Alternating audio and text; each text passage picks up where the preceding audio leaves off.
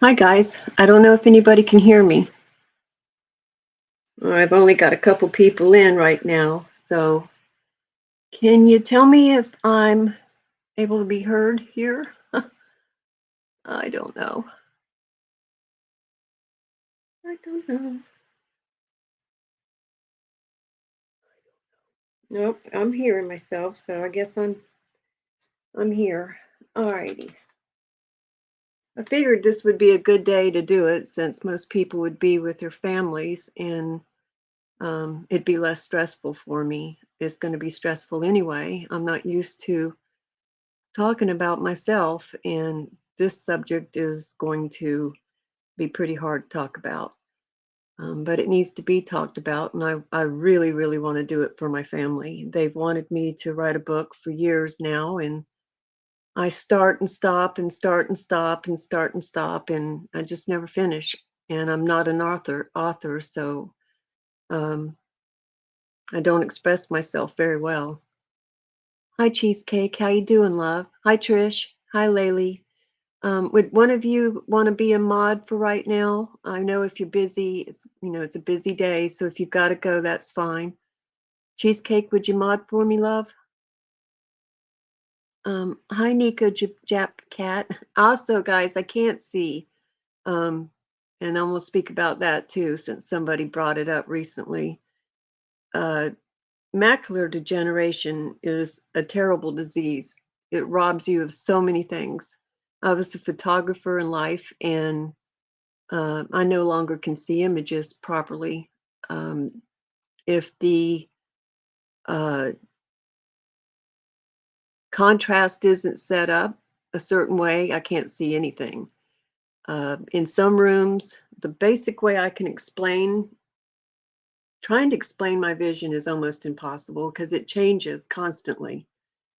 Um, Most people have macular degeneration. Many of you right now listening probably already have it. You have it for years and you don't know you have it until all of a sudden you start noticing things, and then you go to an eye doctor and they're like, "Hey, did anybody tell you you have macular degeneration?" You're like, "No." And guess what? You've had it for years. You just weren't aware of it because your peripheral vision protects the central vision. So the central vision goes slowly and you start seeing out of the peripheral, and it fixes what it puts in the information that's missing. It's so hard to explain.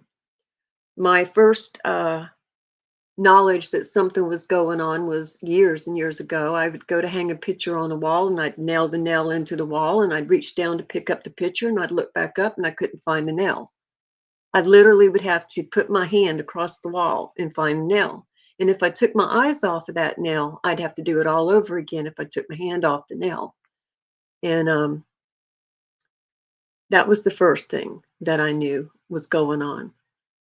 So that's kind of how I'm trying to explain it to you. You can look and the object will disappear. Um, like trying to look at someone's face in low level light. If the light's not good, you can't see the person's face. Even in good light, you won't make out their face completely. It'll be different shades of gray. In some areas, sometimes it'll be whited out. If I'm looking at a screen on the computer and the background is white, I can't find my mouse. Things like that. If I go to check out in a grocery store and I try to use the debit card reader, I can't see the screen. I often can't even find a slot to put my card in. I can read, but I'll miss words. When I'm typing, I will miss words because my brain is already trying to put the words there that's not there. So you always know that I've written something if I have to write again and put the little star there, to fix what I wrote, which drives me insane because I've always been very um, critical of myself, where, I didn't like making mistakes in front of people. So it's been really hard for me. Some days are harder than others, and try as I might, I will proofread to my best, to my best, and I still will screw up. But Crystal, Crime Time, I will give you a moment. She's over there. whatever her name is now. She's changed it so many times. I don't know. It's crystal crimes speculation, crystal crimes conversation, whatever she's calling herself now. Um, she's over there having a problem, evidently, over the fact that Ziggy gave me a wrench. Ziggy can give anybody she wants a wrench. I hold a wrench for her. I hold a wrench for Tiffany Marie. And I hold a wrench for someone else that I'm not going to tell you who it is, Crystal, because it's not your damn business. But if somebody wants to give me a wrench, they can give me a wrench. We don't have the ability, number one, if somebody gives you a wrench, to say yes or no, which I think YouTube should give us that option, by the way. But Crystal's over there worrying about whether or not I'm going to die and not be able to use the wrench, or I can't see and use the wrench. I don't use my wrenches most often. I will. You don't want me to use a wrench, because if I use my wrench, I'm going to come down hard. And most of you would be blocked because I don't suffer fools. And you, Crystal, are a fool. And you might want to go get your eyes checked, honey. You might have the very same thing that I have. It's quite common.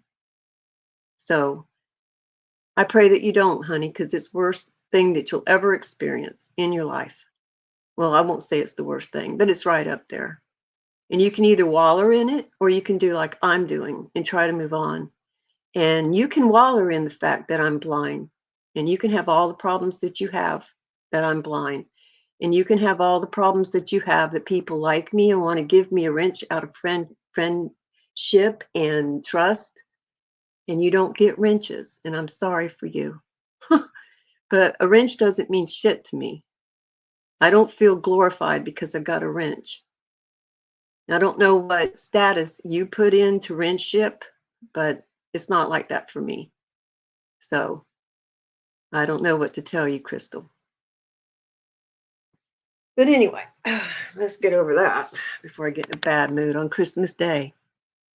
Let me see what everybody's saying over here. I still can't figure out why I can't share on StreamYard. I'm very nervous today, guys. I don't know why.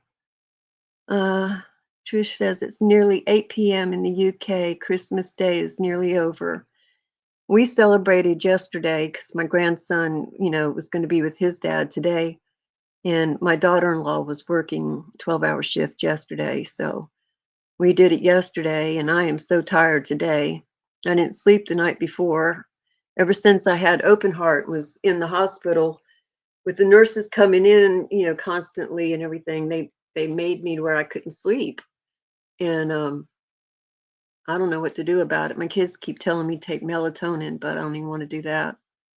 Hi, Jenny. Hi, John. How are you doing? Into the darkness. I'm not going to be able to read chat that much, guys, so I depend on y'all to police it for me, okay? If somebody I couldn't even find where to go to make, subscribers take a long time before they can come in. So if somebody gets irate in my chat, just start screaming in my chat, and hopefully I'll see it. Nancy says, I have macular in both eyes. Whoops, where'd it go? In both eyes, one is wet, the other is dry. I take shots every 8 weeks in the dry and every 7 weeks in the wet eye. Oh, you're getting shots in the dry eye too? I didn't know they would do it in the dry eye. Hi, Two Old Crows. I'm not getting any shots. My mom had macular degeneration. It runs in our family. Ancestry and 23andMe, not Ancestry, told my kids that they have the variations for it. I just passed down all the bad genes, it looks like. Excuse me, I'm sorry, y'all. And so, they'll probably face one, or at least one, the odds are, will face what I'm going through. But she got the shots, and she said that, well, I don't know what she said, because my mom really didn't talk that much. If she spoke to you, you paid attention because it was that rare. And And none of us ever really thought to ask her questions. I don't know why. I look back at that now and I'm like, why didn't I ask her all these things? And I wish I had. But I know she went 2 times and then she never went back. So I don't know if it was painful, if it wasn't doing any good, but hers were wet. I don't know if she had I'm sure she had dry before it went wet because usually it is dry before it goes wet. Um, I see a figure now that's got like it started off being a figure eight. It's like a neon blue light. Um, it started off with, oh, I'm skipping around here. Let me see. I could lay in a dark room, like I was trying to get my grandson to go to bed. And I'd be, have you ever looked at a wall and you see floaters? It's kind of like that, but at nighttime. And so I would look over at the wall in a darkish room and I would see a dark spot. And that's what I went to the doctor for. I was like, something's going on. Do I have a tumor? What's going on? I'm seeing this dark spot. And that's how I found out I had it. But I had also been going for years saying, hey, my mom had macular degeneration. Can we keep an eye on this? Let me know. Blah, blah, blah. And so, anyway, well, the dark spot over time changed from a dark spot to a figure eight. And it's there all the time. Like I said, my peripheral vision makes it go away. Sometimes I will look at something and I'll see it, but it'll look, if it's bright light or good light. What good light to me is very bright light, like land a damn plane kind of light. Okay. um, but I will look at it in that kind of light and I'll see it and it'll look like I'm looking through a microscope at germs. The little squares, the little squiggly lines. In a dark room, it'll be a neon light and it'll be a figure eight. Well, that changed recently from a figure eight to, I don't know what they call the sign for nuclear sign. Um, like when you go and get a MRI or whatever, they've got that nuclear sign up there. It's a symbol. It looks like the symbol, except for it has one extra little triangle-like shape, one petal. I don't know what you call it. It's got an extra one, and it's a purple, bluish purple. And there was a gentleman that was speaking yesterday on his community tab here on YouTube, and he was talking about seeing something like that. But now he is an experiencer. He has a history, like me, of strangeness. Okay. Um, I don't know if he has macular degeneration, if it can be a part of that or not, because I did write that I wrote on his community post, did mention what I was experiencing, but I also mentioned that I have macular degeneration. With macular degeneration, you can have a syndrome that happens where you'll start seeing other things that's not there. Um, so far, I've been told that's not what I'm having. So you have to have your eye. The doctors look into your eyes and they look a certain way in there and they're able to tell um, what level you are, what stage you are. I'm not there yet, thank God. And I hope I never get there. And not everybody has that. It's only like 10% that go there. I pray to God I don't go there because that would drive me insane. Seeing things that's not there. Like I'm looking around my room now, I don't see a figure eight and I don't see that thing. But at nighttime, I can see it. And it's just different times. I can go downstairs into my living room and I can't make out my daughter's face at all, or my grandson's. They can come up into my room, and at a certain time of day, if they're angled just right from the light coming in from the window, I can make out most of their face, not all of it. And it's blurry. Looking at my screen right now is blurry. Looking at the print on my screen, I have to get really close. I almost always have my cell phone in my hand for numerous reasons. Um, it's like an appendage now. I never ever go anywhere without my cell phone. It's in my hand. I use it for flashlight. Um, the magnifying glass is there. I never use it though. I never think about it. I take screenshots of things and then enlarge it so that I can see it better, that kind of thing. So I'm telling you guys that in case any of you are experiencing low level vision or in the future will, because most of my subscribers are in my age frame, but there are some that's younger. And so, uh, like I said, I don't have my mom to ask the questions to.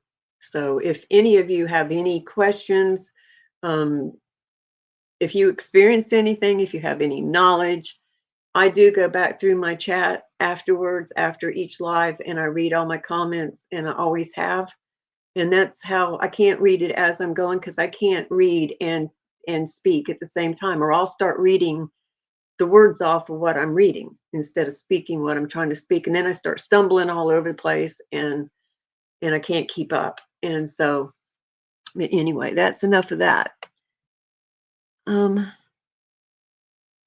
Cheesecake says, sorry, Sage, I had to go to the bathroom. If you want to, yes, I do, honey.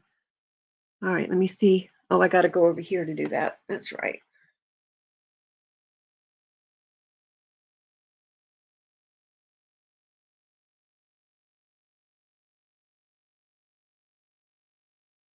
All right, Cheesecake, I made you managing. I don't even know what that entails, so, have at it, honey. Um, Now my kids, like I said, they want me to write the book because this has been going on since I was born, evidently. I know from age 18 months, I've had a life of high strangeness. Um, I know I'm never going to get this book written, ever. I know it. I've tried for years. I don't know why I can't finish it. I am somebody that finishes what I start, but for some reason I cannot finish this book. And I would like to finish it because if something happens to me, any proceeds would go to my family. However, I war with that too. I don't want to make money on it. I want to give the knowledge away. I want to help other people. I want to make people not be ridiculed no more, not be afraid to speak up and say what strangeness, even if it's the tiniest little thing and you think it's nothing. I want people to feel free. I have fought for people's rights from my earliest memories. Um, you name it, I've experienced it, I've done it, I fought for you. I don't care what it is, from going braless, you name it, everything. Okay. I don't like labels. Um, I think people label themselves and then they box themselves. I don't believe in any of it. We are people, and everybody is similar and everybody's different. What I would ask of you guys, any of you that have done any of the ancestry DNA things, I'd like for you to go into your 23andMe's ancestry, whatever, and look to see if you have any unassigned DNA, because I do. None of my family does, but I have unassigned DNA. When you look up unassigned DNA, for the longest time, they had nothing on 23andMe designating what unassigned DNA meant. Okay. Now they do. And they just say it's that, they haven't researched enough. Bullshit. I call bullshit. If they can sit there and tell you all the way back in time that you have 1% of this particular area, they know everything at this point. Um, Sparks does autism. It's a company, and it does autism. And they will when you first get diagnosed with autism or a member of your family, they you get these little pamphlets, or you get these little, kind of like when you're pregnant, you get the little to-go bag. Well, sometimes some neurologists will give you something like that to help you kind of try to figure out how to move forward in life with the person that's in your family. Well, you'll almost always get something from, quote, Sparks. Well, Sparks is a DNA amassing place for, quote, autism and other issues like autism, right? And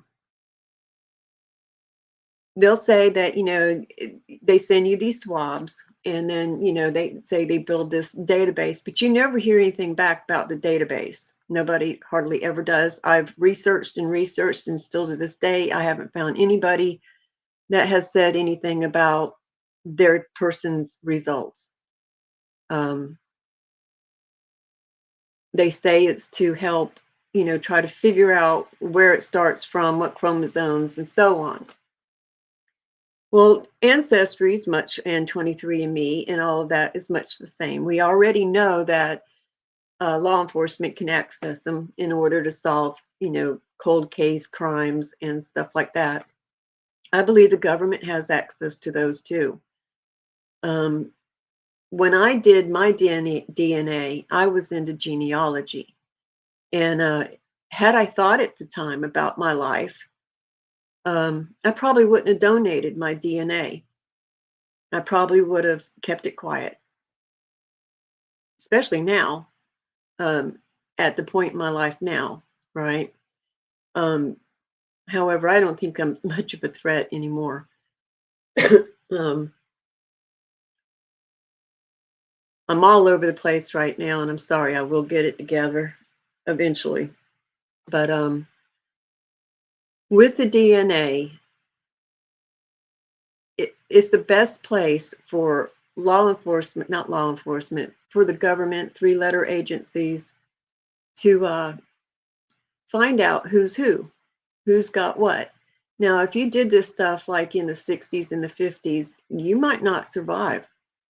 There's been many, many people that were taken out, contactees, scientists, doctors, people in the military. It's all over the place. Just research it. It's not for me to say. I had a family member in the early 80s that was unalived as well. As I mentioned before, I'm not quite certain what all he was involved in. We have been told several things. Magazine was written. My life was threatened. Many times after that, I would be at different places, and strange men would come up to me. I would have no name tags on me, nothing to identify me, and they would tell me who I was and who my family member was. And then they would just walk off. And it was kind of like letting you know that they're still watching. But the problem was I was never sure what they were watching and why. Okay. But I'll get to that. I'm going to try to start you off in order uh, from birth on. And a lot of it's just little things, but when you take those little things and you put it through a whole lifetime, they're not little things anymore. And so if you've experienced little things, start looking back over your life, because for years I didn't think about anything like this. I did not. I did, and then I would stop, and then I would think about it, but I never really contemplated on it too much. I always believed in it, but, wasn't nothing that I was really, really into per se until now. Let me look and see what everybody's saying here. Trish says, I think neurodivergency has become more noticeable because they use toxic chemicals. It scrolled on me. On our crops back in the 50s, 60s, 70s, 80s. I do too. I think, I can't even figure out that either, Trish. Just like this UFO stuff. I can't figure it out. I don't have the answers. I just know that something's up. And autism is something that people get so offended by. If you even speak about it, you'll have this group over here attacking you, and this group over here attacking you. And that's what's wrong with this world, is everybody's wanting to attack.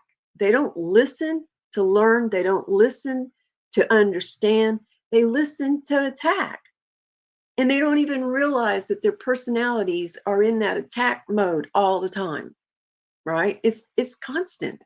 Look at any social media platform, any social media topic, and it's there. And I don't understand it. And I've been speaking about that for years and years and years. Well, since the internet began, and I was around when the internet began, believe me. Um, but when I was young, and this is something people get beat up for saying. When I was young, you didn't see autistic people, or they called them slow back then, right? And for anybody that's just jumping in, my grandson's autistic. I got a lot of autistic family members. I've been tested. I'm not autistic. I do have a right to say what I want to say about autism. And I'm not here to start a fight about autism. And so, anyway, that's why I didn't follow Sebastian's case because I'll just keep my opinions about that quiet. And so, anyway, we didn't see people like that. We had them in our family, but you didn't go to school and have them in classes. You didn't, and the people be like, oh yeah, they were there. They were just, institutionalized. No, no, there wasn't that many. There were some, but there wasn't that many. Statistics have proven that because 8 years ago, it was one in, well, don't hold me to the exact number, okay? It was 1 in 54 children by age 3 being diagnosed in the US, just in the US, okay? 1 in 54. The last time I looked, it was 1 in 33. So that fast, it's jumped down to 1 in 33. Something is going on.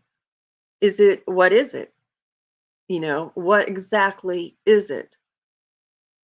With blindness, people assume you're either completely blind, you know what I mean, and you can't see and you need the white cane. Same with autism. It's a spectrum. You can be autistic and be a scientist. You know, People think, oh, well, autism is either you're over in a corner drooling, you know, can't speak, drooling all over yourself, or you're Doogie Howser, a doctor that went to school and graduated by the time he was 9. There are cases like that. But there's cases where it's a simple person, just like you and me, that has some things. Now they even think that ADHD is autism. And in the next couple of years, that'll probably be considered autism because it's that frequent with correlations. Um, but my thing is what is it? Was it, people be like, oh, it's the vaccines. Most children are fine till a certain month and then they regress. So they could be perfectly fine hitting all milestones, not aged 9 months, all of a sudden, boom, your kid is just laying there, not moving, not high-fiving you, not speaking to you anymore, zombified. Well, in our case, it came right after a vaccine. We got a vaccine. I don't know if it was vaccine injury. I don't believe so, simply due to the other members in our family that are autistic. So in my case, I think it's genetic. Why? What caused our genes to change, right, to this? Um, Autism is very big in the UFO community as well. They have done studies. You need to follow a guy named Gary, Garry, Nolan, Nolan. He's a scientist. He's a something big with one of those big universities. Um, he's done, I think it was MRIs. And don't ask me to pronounce the part of the brain because I can't do it. I can hear him say it, and I simply cannot say it right after hearing it. But there's a section of the brain that's gray. It's like gray matter. It's whited out. That's what they look for on MRIs for like injuries and stuff like that. It's going to be a whited out area, kind of like how I see. And they've done studies where most of the people that I won't say most. I've got to be so careful with wording around this place.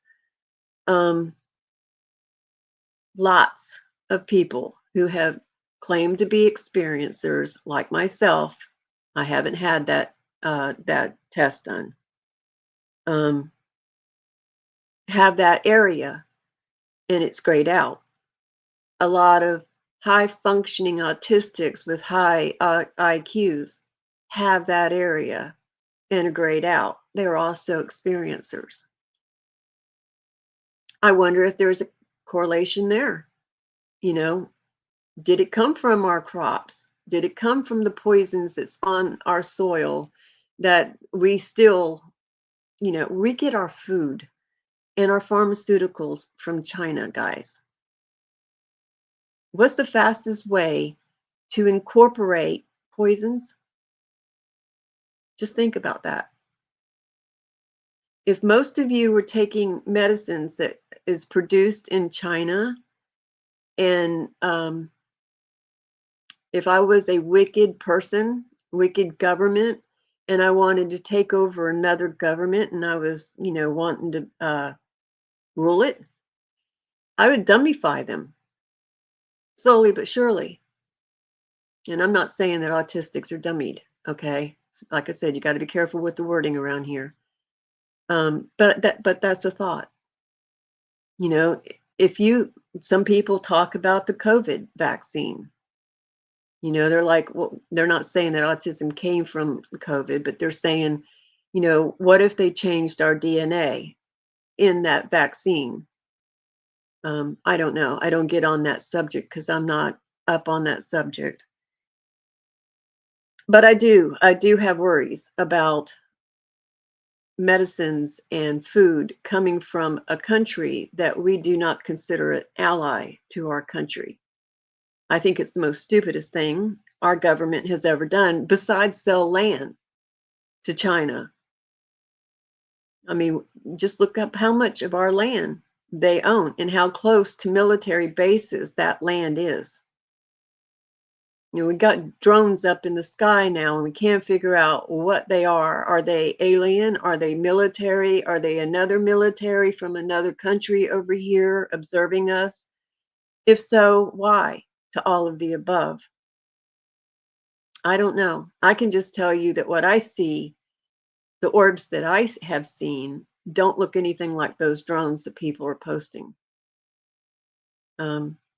Drones were a thing, I know for a fact, as far back as 1980, because when the uncle that I'm talking about was unalived, he had diagrams for drones in a footlocker as small as dragonflies. And this was long before any of that stuff was, going on that I'm aware of. And so anyway, I gotta be careful about that subject. But anyway, when my dad was military, and he went to upstate New York and met my mom. They got married 2 weeks. They only knew each other 2 weeks, which I think is crazy. But they stayed together all those years. It must have been very difficult to get to know somebody in 2 weeks. And it was very daring. So she was uprooted from her family and moved down south and had a life as a military bride, basically. She had 2 children before me. Both of those siblings were 7 and 8 years difference in my age and theirs. She was told that she was twins run in our family. Something autism and twins. Big time twins. Sometimes multiple sets of twins in one family. So, you'll have a set of twins and then you get pregnant again, you have twins again, kind of thing.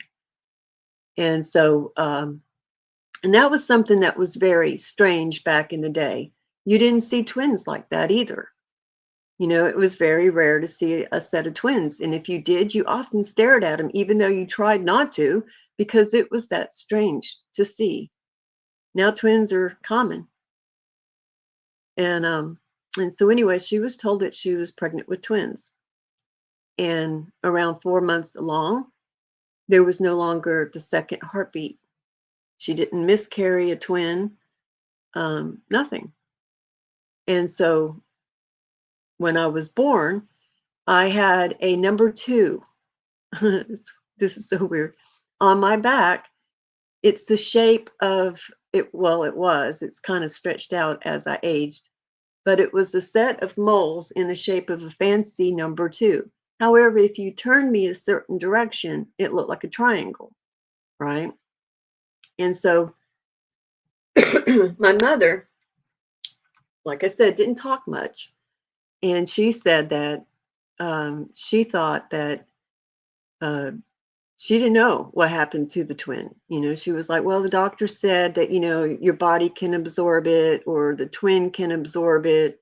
Don't know what happened. And that was the end of that conversation. She just said, you were supposed to be a twin, and I found it funny that when you were born, you had this mark on you, and that was the only mark. And that was the extent of that conversation. I thought nothing else of it as time went by. However, years and years and years and years and years and years and years later, I started having health problems. And I'll get to that, in another video, I'm sure. And so I was born in the back seat of my parents' car. And so they were, my mother and my father and my aunt and uncle had sat around. They would get together on weekends, and they had sat around playing cards that previous evening. And they were talking about, my uncle and my dad were talking about, delivering me and how they would do it and how they would do it so great and they'd be great at it, la, la, la. And my mom took castor oil. And so a lot of women back in the day would take castor oil to start labor. They would get tired of being pregnant, they full term, and they just drink some castor oil and start labor. Well, I don't think she was thinking it through because being the third child, I was going to come fast, right? Well, so she drinks the castor oil, goes into labor. My dad gets her in the car and they're driving, to the military hospital, and they go down this hill and he's got the pedal to the floor. They had already been stopped by military police, and the military police were supposed to be escorting them, but they weren't going fast enough. So my dad went around them, and he comes down this hill, and there's a railroad track at the bottom of the hill. And they hit that railroad track doing probably about 100 miles an hour. And I came into the world with a bang. When we got to the hospital, she was in the back seat. I'm between her and her pants, of course. My dad runs in to tell everybody that, she's had the baby and come out and help, blah, blah. And they come out. They took me into the hospital and they put me in an incubator. And when she asked why I was separated from the other children, they said it was because I was contaminated, because I was born outside of a sterile environment.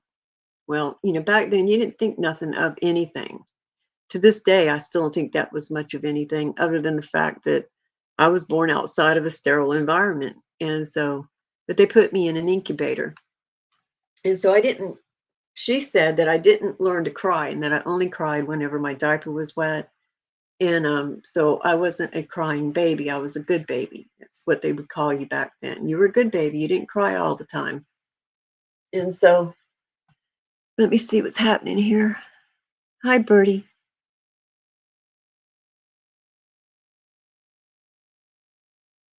Yeah, twins have increased big time. Oh my goodness, I can't hardly read. When I was a kid, I thought it was to help the baby slide out. Yeah, yeah. I don't know. I never looked up castor oil to find out. I did look up 3S tonic or tonic. When my mom was little, that's another thing that happens in my family. And someday I wish somebody would do a database for people like myself who have experienced high strangeness, to put down health issues, a database of health issues. And but you got to be careful with that too, because what if you had somebody like Hitler that wanted to take all of you out, because they consider you, messed up people, um, they would know who you are. Easy database. So maybe that's why nobody's ever done anything like that. Um, but she, in our family, there were several members, including my daughter, that had what they considered failure to thrive. You could feed the child and it would just run right through them. Their body couldn't absorb the fat content. And and so back in the day when my mom was, a baby, she was 5 months old and weighed 5 pounds. And the doctors had told my grandmother to set up funeral arrangements, that she wasn't going to make it another week. And so she called her mom, who lived in another state, and was crying on the phone, and my great grandma was like, "Don't you do anything. Don't you do anything like that. I'll be right up there. I want you to go to the store and I want you to get 3S tonic oil." 3S tonic is what she called it. I don't know if it's an oil, but it's 3S tonic. It's what they called it. When you Google it, it's SSS tonic, but they called it 3S tonic. She said to get the cheapest can of evaporated milk that she could find and cod liver oil, and that she would be right up there. And she went up there and she mixed up some kind of formula with that concoction. And my mom started gaining weight right away. And boom, was fine. When my nephew was born, he had the same, and it was considered failure to thrive. Well, when you look up failure to thrive, it can be different things. It could be a parent's not feeding the child, is abusing the child. But in this case, it was the body's inability to absorb the fat content. And I'm not sure what they did for my nephew, because at that time I was around 18 years old, running around doing my own thing and didn't pay attention. When my daughter was born, I was quite aware of that failure to thrive thing. And so I started going to the doctors within the first 4 weeks of her birth saying, "Hey, something's wrong. Food's going right in and right out. Something's wrong." About the fourth week, she stopped breathing. And that was the only way that I was able to get her help. And so I went to the hospital. They tried to tell me that babies hold their breath, that they get mad and they hold their breath. And I was like, "No, no, no, you're admitting my kid is not coming home. Something's wrong." And this was a military hospital. And so they kept her, and they decided to put her on a pre-digested formula. They did, and she started gaining weight right away. And so, because they feed you and then they weigh you, and they feed you and they weigh you, kind of thing. And on the day that they went to dismiss her, let her go home, the guy was, checking her heart, doing the vitals, and he was a new guy. And he goes, "Wait a minute, I hear a murmur." And I said, what?" And he goes, "I think she has a hole in her heart." So we ended up going that route, which is also a genetic thing, but that's on her father's side of family, not mine. And and so but she was also failure to thrive. And so when my grandson was born, he had similar issues. It wasn't listed on his records as failure to thrive because we knew right away. And I started harping from the moment he was born. Hey, let's put him on a pre-digested formula. I think it was called Nutramigen or something like that. Nutramigen, I think is how they pronounced it. And they did. And we didn't have to go through all the rigmarole with the doctors to get him on it. And but anyway, so um, castor oil, I think, was common back in the day for women, that had gone past term, but I'm not sure. Like I said, I've never really looked it up. I just know that that's what my mother did when she was pregnant with me. I don't think she did it with her other two, and she said she would never do it again. Um, 3 days later, my father went and got a vasectomy, cleaned the car seat, got a vasectomy, and said I was the only child he was home for, and he said he could never go through that again. So I guess it was pretty wicked for him, although she did all the work. But And so anyway, let me look at my notes here. We moved to Okinawa when I was a baby. And Okinawa is a small little island. I can't remember how big it is. It's something like 30 something miles wide, long and so many miles wide. It's really, really small. And my earliest memories are around 18 months of age, and it's on Okinawa.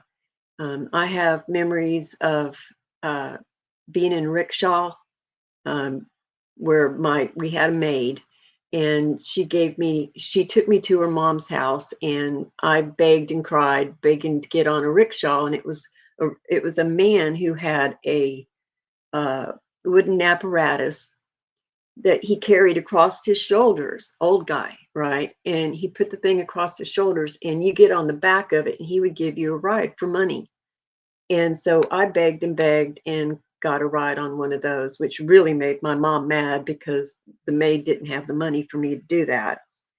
And I remember her mother's house had like rice paper walls, sliding doors, and stuff like that. Um, I remember lizards and having lizards on me all the time where I'd play with them. Typhoons where I went to bed in the afternoon to take a nap, woke up, and water had come through our cinder block walls because the home was made out of cinder blocks.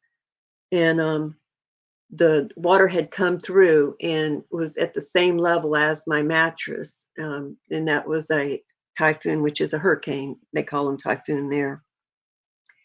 But I got sick with two forms of spinal meningitis while on Okinawa at age 18 months, and which is very rare to get sick with both forms.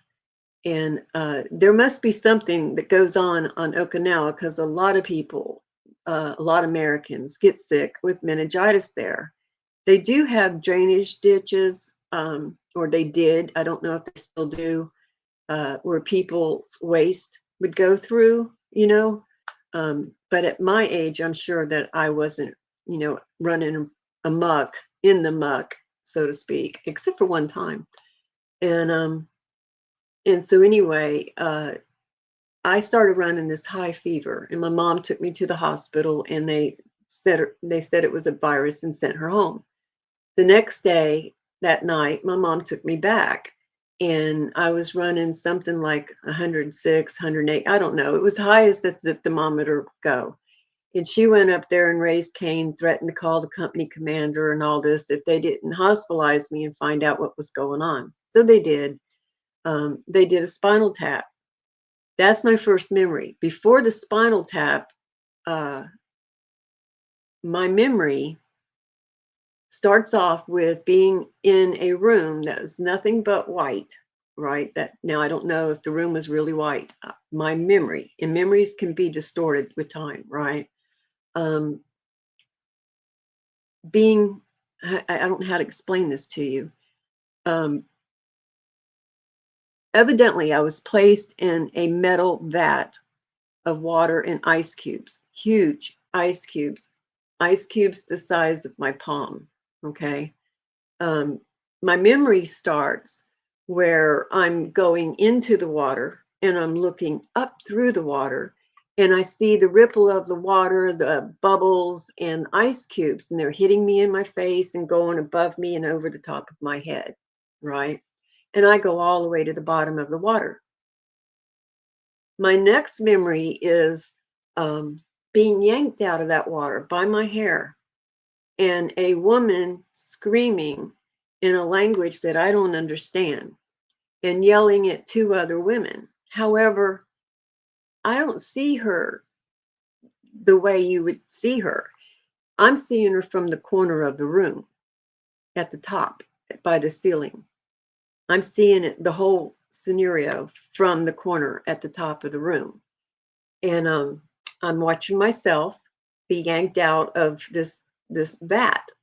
I see the vat now, and the vat is metal, and it's probably about 3 feet tall. I don't know. I've seen them since then. There was a video, not a video, a commercial one time with O.J. Simpson, and he was in he was doing a football thing, and it showed a locker room, and it showed one of those round containers, and I can't remember if a guy was sitting in it or what, but anyway, it showed one of them, and I said to my mom, I said, that's what that thing was, like that.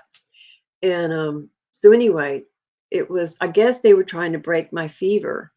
And the woman was screaming at the other two women who were standing over at a counter.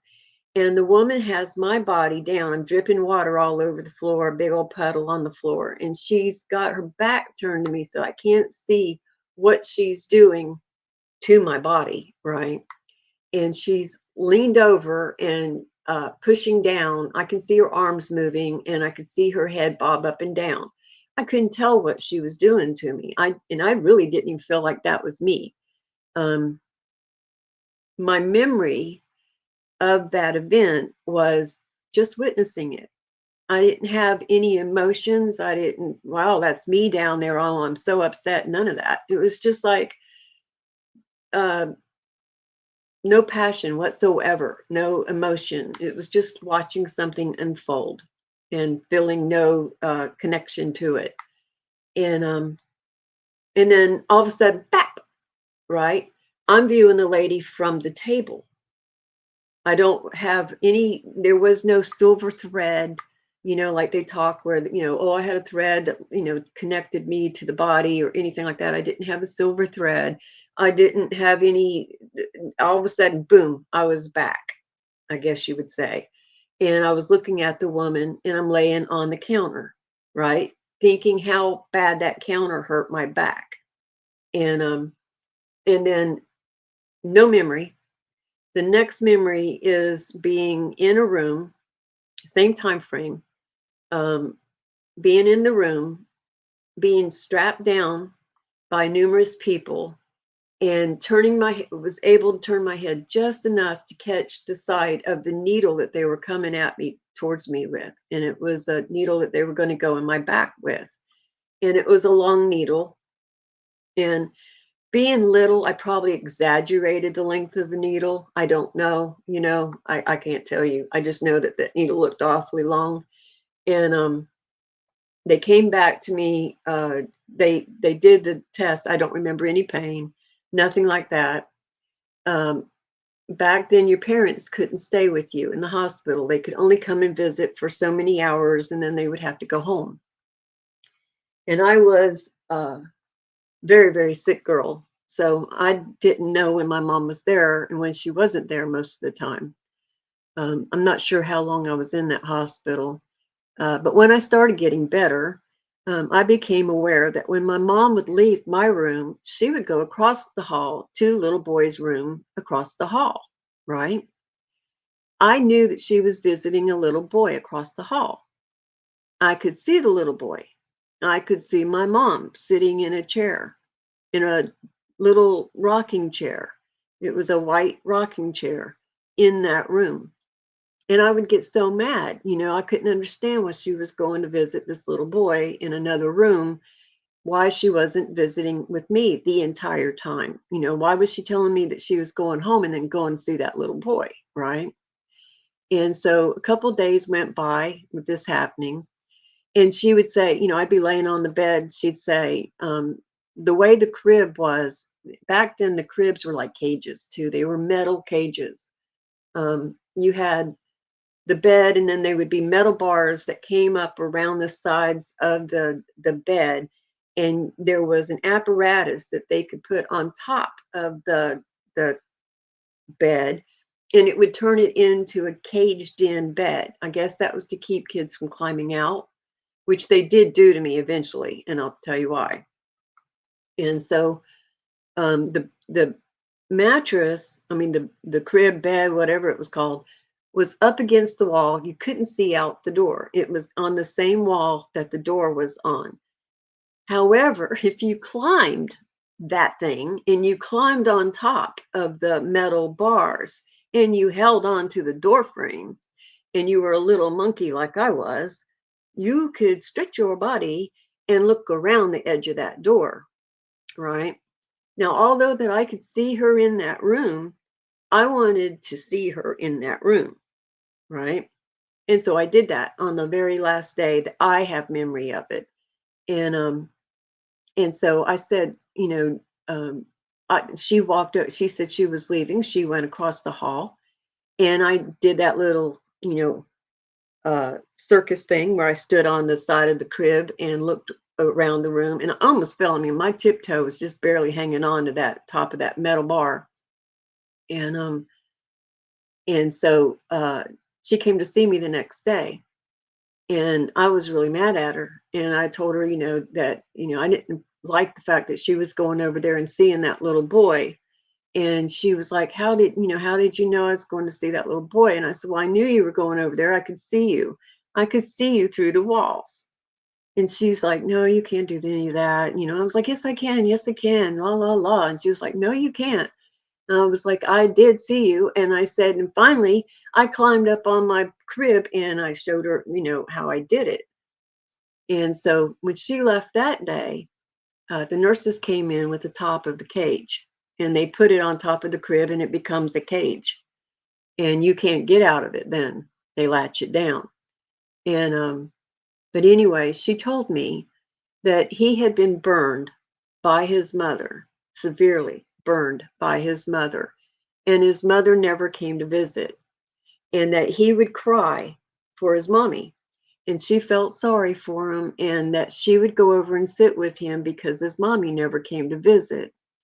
And what I heard her say to him one time was, um, she was telling him that his mommy would come and see him soon, that he was going to be okay, and his mommy would come and see him soon, kind of thing.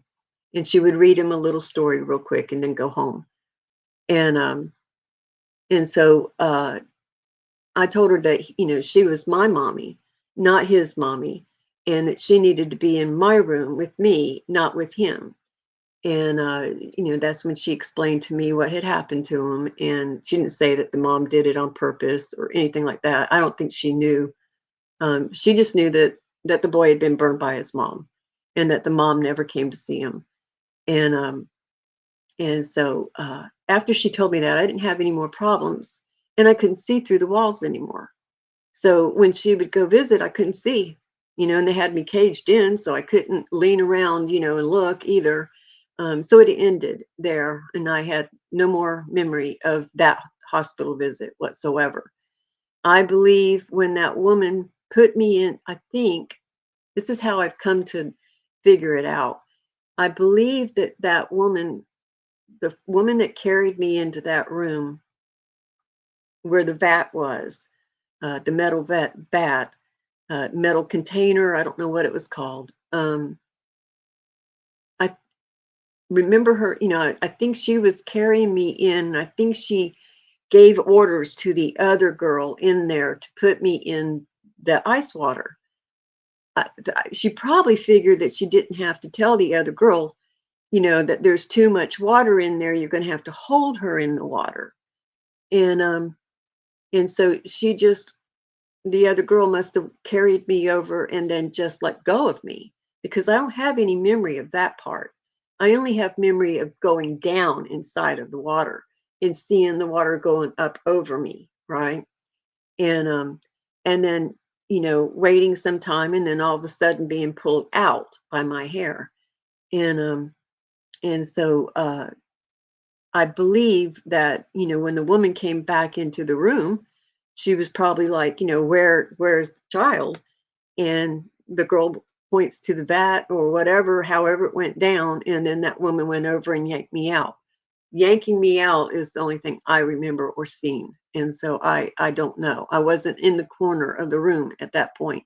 I went to the corner of the room when I was coming out of the vat. And I can't say that I went there. I just suddenly was there. And so that was the beginning for me right there, I believe.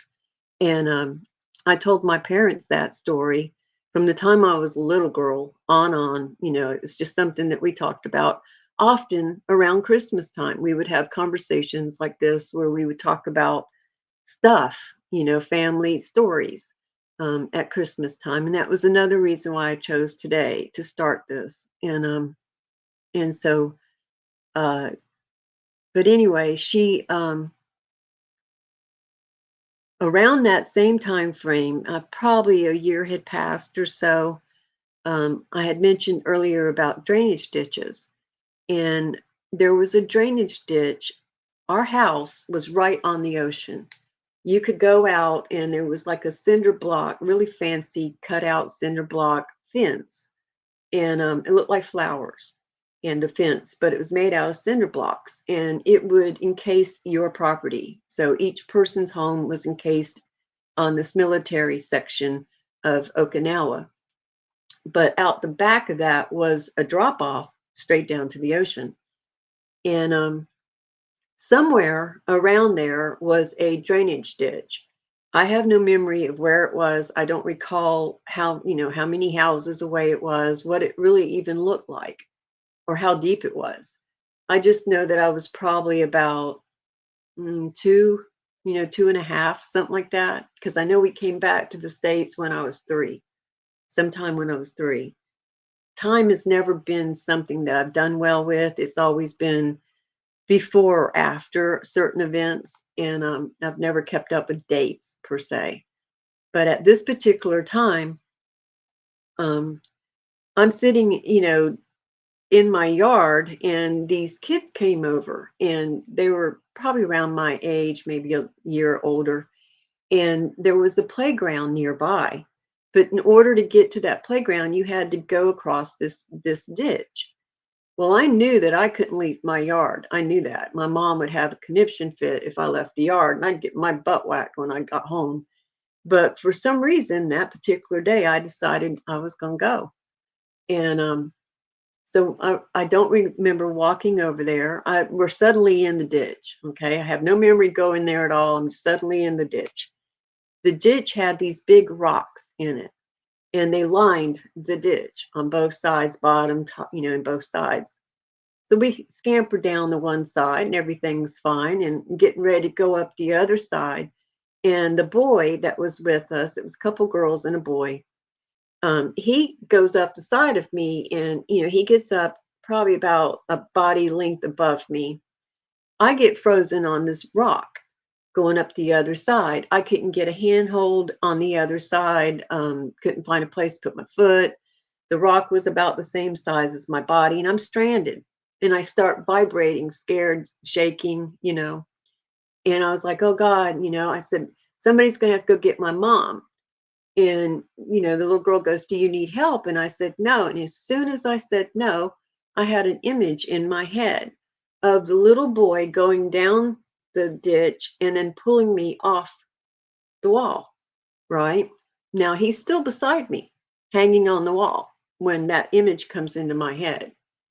And I said, don't help me. I look over at him and I said, don't help me. Don't help me. No, go get my mom. Go get my mom. So he comes down, and I thought he was going to go back up the other side and go get my mom. No, he reached over and yanked me off the wall. When he yanked me off the wall, I went back and hit the other side of the ditch, cracked open my head. I ended up going up the other side of the ditch and don't recall going up it. Couldn't see if I did recall. I was covered in blood. Like, what was that scary movie? The girl gets covered in the pig's blood, where she's just all covered. Well, that's kind of how I looked. I had blonde hair. And so I'm running across these yards, and they were pretty big yards, and I'm just a little tiny thing, right? I'm running across the yards trying to get home, and there was this lady out hanging her laundry. And she was a heavy set woman, had an apron on. I had never paid attention to this woman before or after. Don't know who she was from the hole in the ground. All I know is she come running towards me, and she picked me up and put me under her arm like a football, and just started running just as fast as she could across the yards. And my mom's coming out of the fence, out of the back door at that same time, and the neighbor lady screaming to her, and I guess my mom had either taken a nap or was in the shower or whatever, because she never took her eyes off of me. But she had her eyes off me long enough for me to get across a couple of yards and down into that ditch. And And so anyway, blood was everywhere. It was all over that lady. I remember that when the lady was taking me off and transporting me over to my mom, she was just covered in blood. I was covered in blood. And they put my mom didn't have a car. And the lady was like, "Oh, I'll take you. I have a car." And my mom was like, "Oh, I don't want to ruin your car. I'll call my husband." And the lady was like, "No, no, no, just get a towel. Let's put her in the floorboard and we'll take her." So they take me, they clean me up and everything. They just put a Band-Aid on me. I bled like a stuck pig and never even got a single stitch. Um, the memory stayed in my mind. I think early memories, stick in your mind and they come from traumatic events. I also think all of this phenomena is connected to traumatic events. And that was the first time that I foresaw something happening before it happened. Because I literally saw the boy, come down and pull me off. It wasn't something I thought, oh, he might do this. I knew he would do it. I saw he would do it. So that was my first time doing something like that. And believe me, there's been a lifetime of that since then. Um, then there was, oh my goodness, let me see. Uh, get back to the States. And we were in the car, and back then we didn't have seat belts, right? And so if you're sitting in the back seat, if your family member takes a corner pretty fast in the car, you would slide across the seat, especially if it was leather seats. So I do have memory of doing that. But my mom drove like a blue-haired little old lady kind of driver, right? So I rarely ever moved around in the back seat. Well, this one night, it was going towards nighttime, and it was nighttime, but not late night. And I'm in the back seat, and I'm kind of like just wallowing around back there, and I'm probably about 4 years old. And I looked out the window and I was looking at the moon, or what I thought was the moon. And I noticed that the moon seemed to be following us in the car.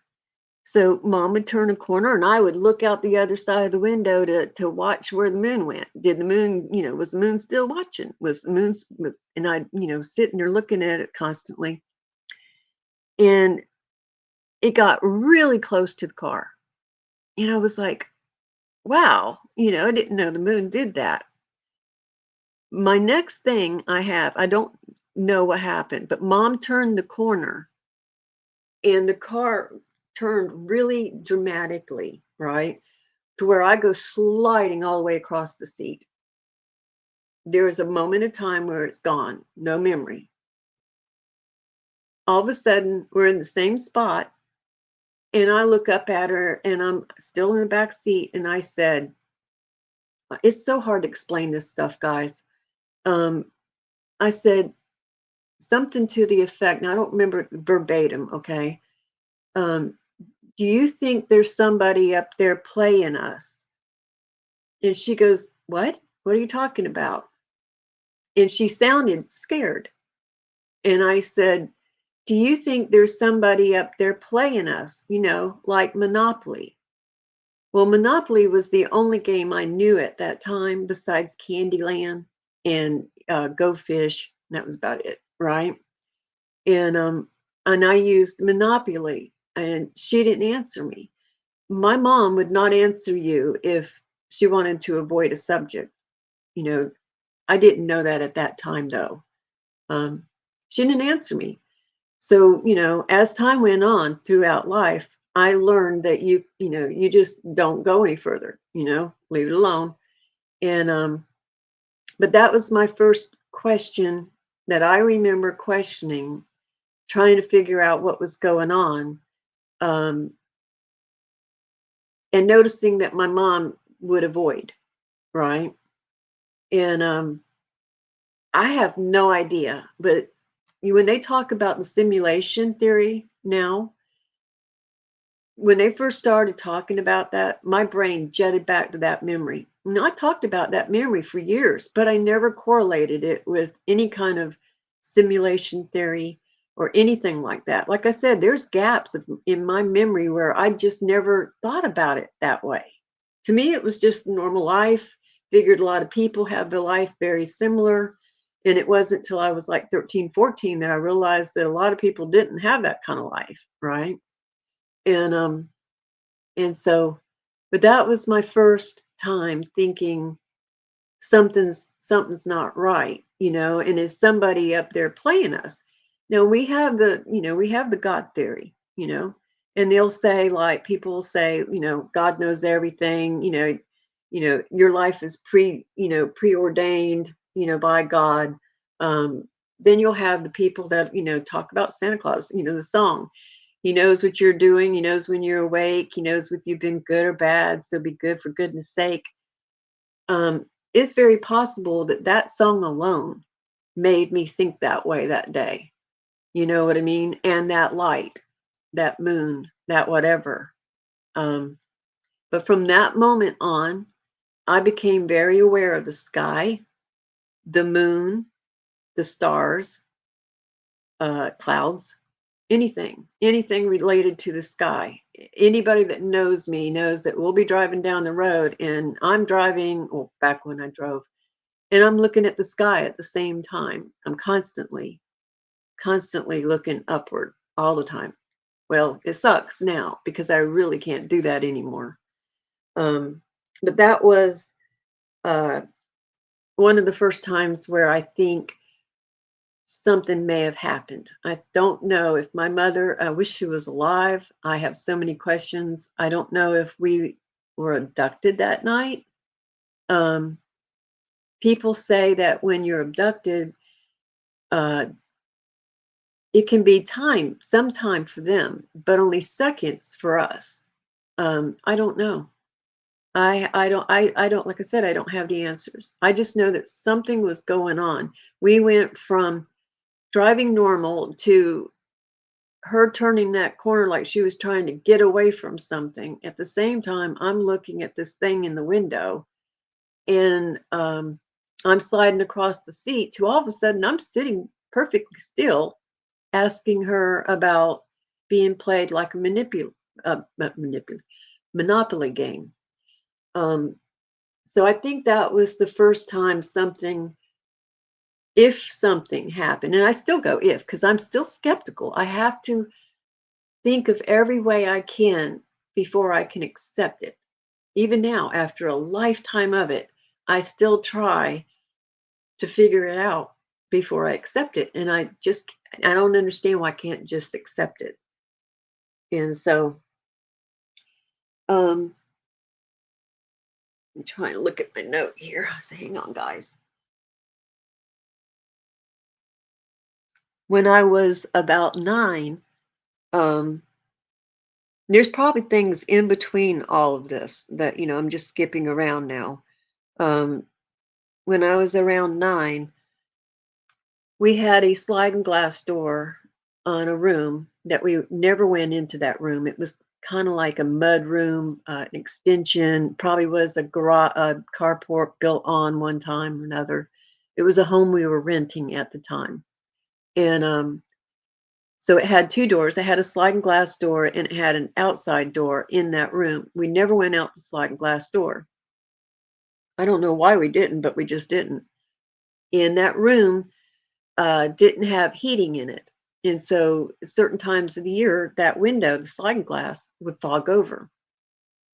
I would go down there, excuse me, and I would act like I was a teacher, and I would use that sliding glass as a chalkboard, and I would write things on it and pretend, that I was in school. I was pretty much a single child. My siblings were older than me. They were never around.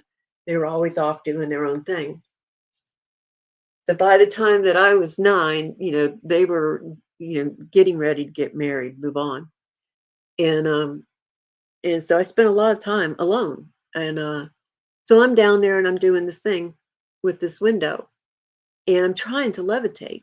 And I'm very upset that I can't levitate because I knew I could levitate. I knew I had levitated. I woke up that morning trying to levitate and couldn't figure out why. I could remember the feeling of levitating, knowing that I could levitate and trying all damn day long. All that morning, I kept trying over and over. And I finally got so upset, I started crying. Well, my mom was in the kitchen. She comes out. She sees me in that room crying. She comes down. She goes, what's wrong with you? And I'm like, I can't. I didn't call it, levitating. I called it floating. And I was like, I can't float. Why can't I float? I floated earlier today. Why can't I float? And she goes, because people can't float. And I'm like, yes, they can. Yes, they can, Mom. I floated. And I'm like, watch me, watch. And I try with all my might, you know what I mean? I tiptoe up on my tiptoes. I kind of jump. I tried every way I could. And I had done this for like hours that morning, trying to do it. And I could not do it. But I was convinced. I mean, I cannot tell you any other way. I was convinced I had already done it that day. And so I was in, tears, just totally upset that I couldn't levitate. And she eventually, gave up on me because she couldn't get into my head that, people can't levitate. They can't float. And I couldn't get into her head that yes, they can. And now I have no memory of how I did that.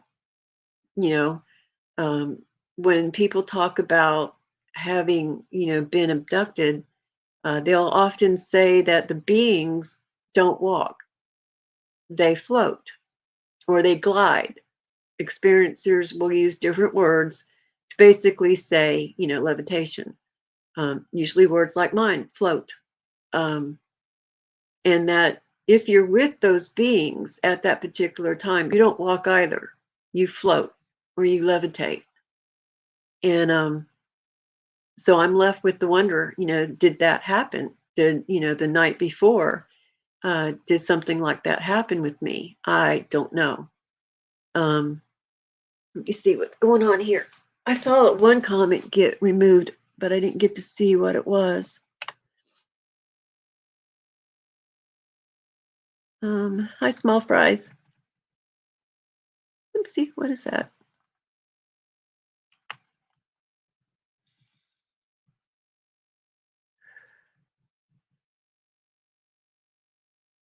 Hi, T at Moonflower.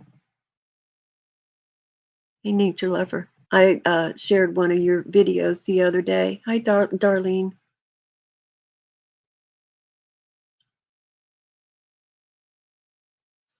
So anyway, when I was around 9 or 10, same house, same time frame. I had a cousin who was 19 years old at the time, who had brain tumors. Now, I don't know still to this day if those tumors were cancerous tumors or whatever. I don't know. It was just something that my family didn't talk about. And he lived in another city. We would only see him occasionally, when my family would go visit my grandmother. And I probably had, at that time, probably seen him maybe 2 times in my lifetime that I could remember, or that I can remember even now. And he was a really good-looking guy. Looked a lot like the character that played the Jesus in Jesus of Nazareth movie. Or at least that's my memory. That's what he looked like. And I kind of idolized him after his death anyway. So for a lot of reasons. And I was young. I was 9, and so the last time, every time I had ever seen him, he was wearing a toboggan on his head. I never saw him without one. And he had come to visit probably about a year or two prior. We were living in another house at that time, and he was an artist, and he could look at you. You could never see you before. He could look at you for like a few minutes. You walk out of the room, and he could draw you perfectly. And I mean, he just had phenomenal skills. And he was at our house that time, and I was shooed out of the room. You know how a little kid always wants to be in the middle of everything? Well, I was wanting to be around him, talk to him. He showed me attention. He was very, very sweet. And I was probably even crushing on him at that point. And my mom shooed me out and told me that he was sick, but I didn't know how sick, kind of sick. To me, sick meant he had a cold, right?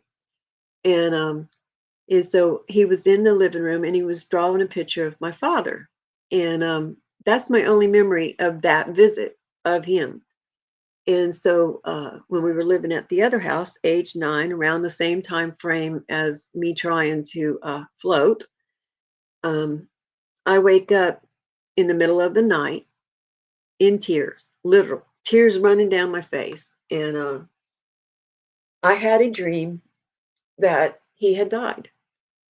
And that the dream starts off with uh, knowing that, we were going to go get my grandmother from the bus station, right, that day. And you know how dreams are kind of like disjointed. You'll have, you miss parts of it and stuff. And as time has gone by, I have forgotten some of it. But anyway, I knew that we were supposed to pick up my grandmother from the bus station. And I knew that she would be coming down. I don't know if it was like Christmas or a holiday. She usually came for that time. And so it may have been Christmas time or Thanksgiving. And so we were sitting, the dream starts off with us sitting at the kitchen table. And it was my grandmother. Well, the dream doesn't start off there. It starts off with me and my mother going to get my grandmother from the bus station. And then there's like a missing piece. And then we're at the kitchen table. And we all had a steak on our plate and a can of Coke, which was a big thing. We didn't get steaks and Coca-Cola back then, My mom would go to the commissary and buy for the whole month, and steak was something that we just didn't have in our house. And so it must have been a holiday, and she must have done it for my grandmother.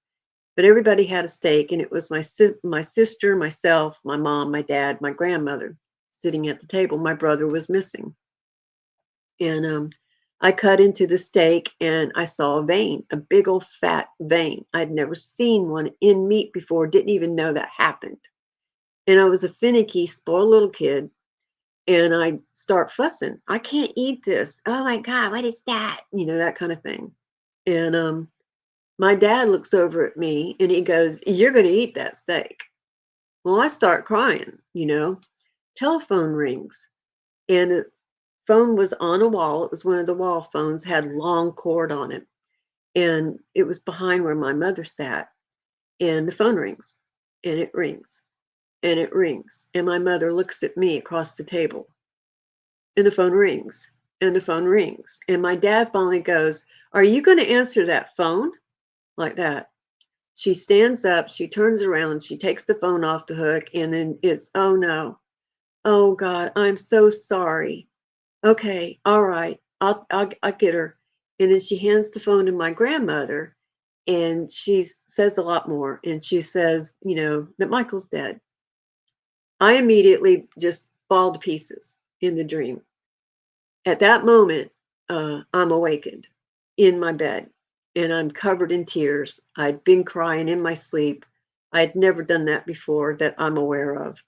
And I couldn't go back to sleep. And I was so upset, and I had never dreamt of somebody dying before or anything like that I knew of. And I couldn't get out of it. And so somehow in my little child mind, I thought that if I got up and opened up my jewelry box and got out this rhinestone cross that I never wore because it snagged on all my clothes, and I wasn't a religious person anyway, neither was my family, um, that I could somehow make it not happen. And I don't know why I thought that, and make it go away. And so I put the cross around my neck, but I struggled and I couldn't get the clasp to go on. I had never, prior to this moment, at that moment, I had never was able to put a clasp on. I would always have to go to my mom and get her to clasp any necklace for me. And so I'm sitting in the bed, I'm sobbing. I shared a room with my sibling who was in her own twin bed across the room. And I didn't wake her, didn't say anything to her. I'm just sitting over there in my bed, sniffling and trying to clasp this necklace. And I finally get it on my neck. I hold the cross in my hand and I say a prayer. I don't remember what I prayed. And I went on to bed and eventually fell asleep. The next morning, my mom comes in, wakes me up, tells me to get ready. I got to come out and eat breakfast. And I'm sitting in the chair in the living room with a banana. And I'm just nibbling ever so slightly on this banana. And I'm taking my time and I'm taking my time. And she comes in there and she said, now I didn't know my grandmother was coming down, right? And other than in this dream, nobody had said, we're going to go pick up your grandma. Um, so I'm sitting there nibbling this thing. I had forgotten about the dream. I just knew I didn't want to go to school, right? And she comes in and she's, uh, chastised me and tells me to hurry up. You're farting around. You're going to be late for school. You still got to go walk to school. Hurry it up. I'm not going to tell you again, kind of thing. And I'm just sitting over there nibbling and nibbling, and all of a sudden I remember the dream. And I burst into tears. She comes back through, she glances, she's like, why aren't you getting ready? You got to go to school. And I'm like, I can't go to school. And she goes, why? And I'm like, because Michael's going to die. And she stops dead still, turns to me and looks at me and says, who told you that? Like that. Because evidently nobody was to ever tell me that Michael was sick and going to possibly die. Well, we all knew he was going to die. We had known since he was 13. Well, they knew, not me. But evidently it was an unwritten rule not to ever tell me, right? Because I was the only one that didn't know. And so she was really angry. And I couldn't figure out why she was angry. And, I'm like, I dreamt it. And so I start telling her about the dream. And she asked me several times, nobody told you that Michael was sick? No, Mama, I told you, I dreamt it. And so eventually, she makes me get dressed and I go on to school. I forget about it again. Throughout the course of the day, nothing, everything's fine. I'm hunky dory. I'm happy go lucky. School gets out. I walk back home. I walk into the house. I walk into the kitchen, see what she was doing. And she's telling me to change my school clothes and put on my day clothes, play clothes, and that we were going to go to the bus station, pick up my grandma. Well, when she said that, it was exactly like the dream. And I just had a cold chill come over me. And I just had it come over me again. Um, and I told myself, I didn't say it out loud. I told myself, please don't let it happen. Please don't let it happen. This isn't real. Don't let this happen. Don't let this happen. I don't remember anything else of that day. We get to the bus station. Evidently, we pick up my grandma. We bring her home. I have no memory of that. And not saying that there was anything nefarious about not remembering. I just don't remember. And so we were sitting down at the supper table. When everybody was sitting down at the supper table, they call me to the table. I go to sit down, and here's this big old fat steak sitting on my plate and a baked potato. I'm looking down at the steak, and I'm like, oh God, I have steak on my plate, right? And I sit down. I didn't even want to cut into that meat. I'm telling you, I did not. I cut that meat, and there was a big old fat vein. I start crying. I'm crying because now I'm crying because of the dream. I'm not crying because there's a vein in my food or I can't, I did say there's a vein in my food, I can't eat it. I did say that, but I'm mostly crying because everything is happening, right? But my dad's not aware of any of this. My grandmother's not aware of it, and my sibling is not aware of it. And I'm not even looking at my mom because I was afraid if I looked at my mom, it would make it real. And I didn't want to look at my mom. Well, I'm sitting there, blubbering all over the place and trying to figure out how I was going to eat this meat, right? And not make my dad mad at me because he was already very, very mad. And telephone starts ringing.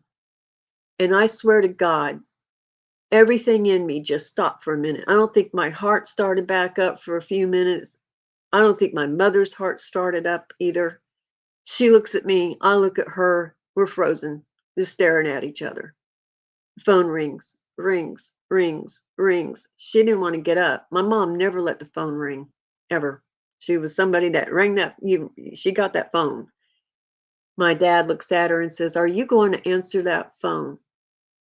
And my mom just looked like she was going to pass out.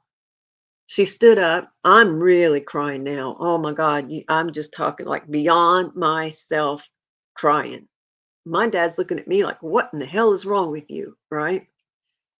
She says a couple words on the phone, and then she's, exact same thing. There was a oriental clock on the wall that we brought back from Okinawa. In the dream, the only thing different from the dream to reality was a 30-minute time difference. In the dream, it was either 7 o'clock or 7:30. And the same thing in reality. It was either 7 o'clock or 7:30. All I can remember was there was a 30-minute different time frame difference in between the two dreams, the dream and the reality. And she says exactly what she said on the phone that I told her that morning that she had said in the dream. She hands the phone to my grandmother. My grandmother gets on the phone. She gets all upset. And then that dream stopped, right? The dream stops at that moment. In reality, the dream ends at that point. They hang up the phone. Grandma hangs up the phone. They decide they're going to take my grandma back to her home, right? Because she lived very close to where Michael lived. And that they were going to drive her home and then drive back here. They were going to leave me with my sibling. And my sibling was supposed to try to locate my brother who was at a movie theater. And they couldn't calm me down. And my mom thought, well, let me just give her a half a Valium. Maybe that'll calm her down. Well, I guess it was an adverse reaction or whatever. That's what they told the doctor later on in time when mom went. She said, mentioned to the doctor one time that, I had reacted that way and could was it okay that she had given me a half of a Valium? Because she was worried, when she left the house that was too much for me to have.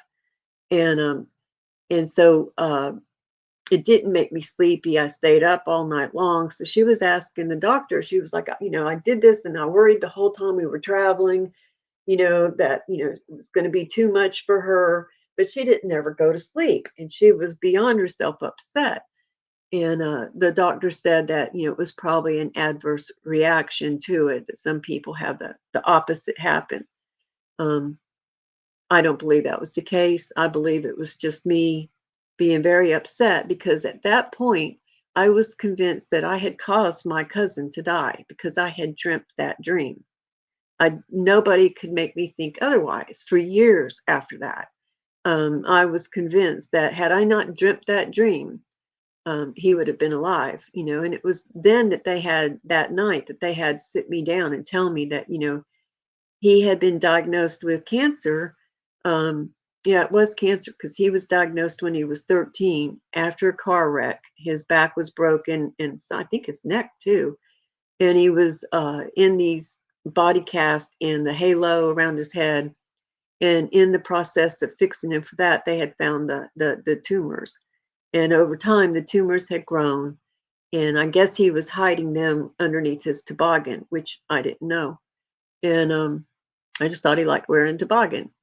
And so uh, that was the first time that I had a dream or knew of anyone's death prior to having the death happen. I don't know if anyone else, has ever experienced anything like that, but I did. But that was the first time that I have memory of it.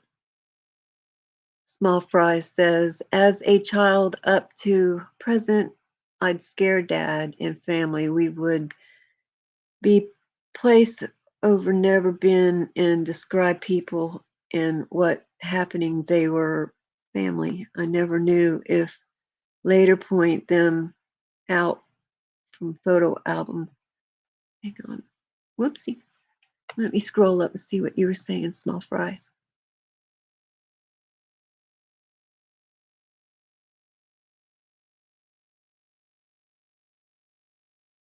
Out of baby. Oh, wait a minute. You just say out of body. See, I thought you said out of baby experience. And yeah, the first one would have been an out of baby experience.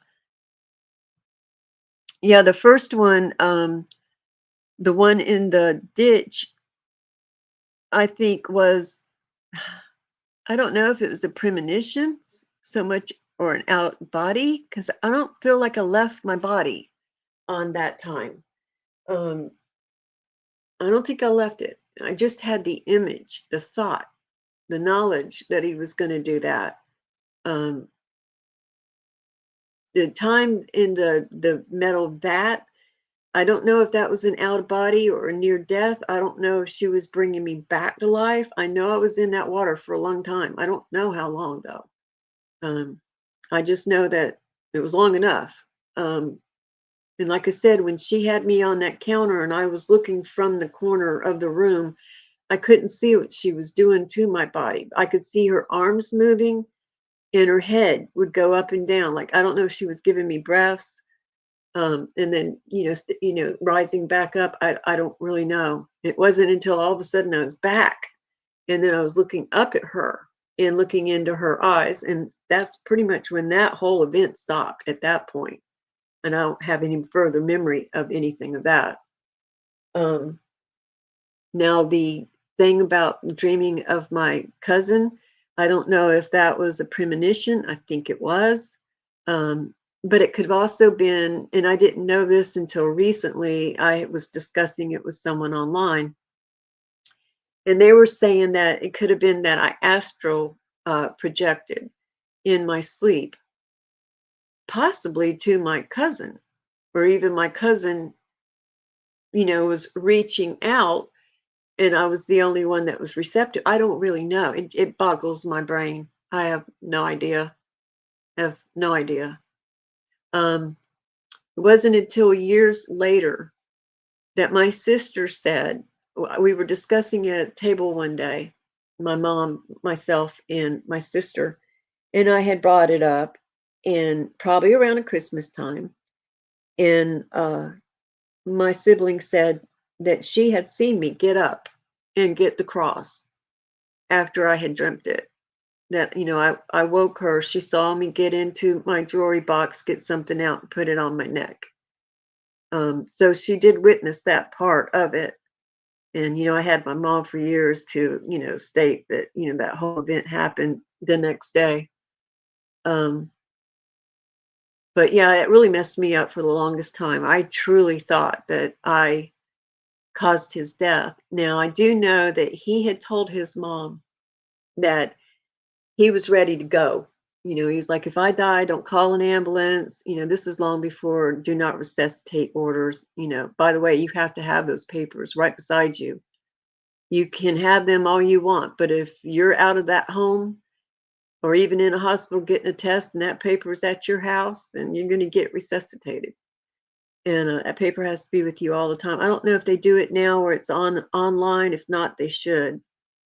Um, but But in a moment, they're probably not going to access online. I don't know how that works. But anyway, um, he had told his mom to, not call an ambulance, to let him go. He was ready to go.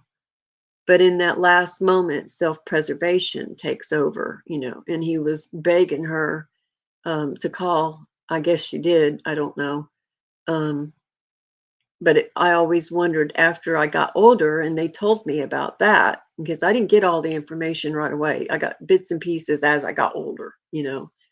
And as I got older, you know, they were trying to, hey, it's not your fault. You didn't have anything, you didn't cause that. He was sick, la, la, la.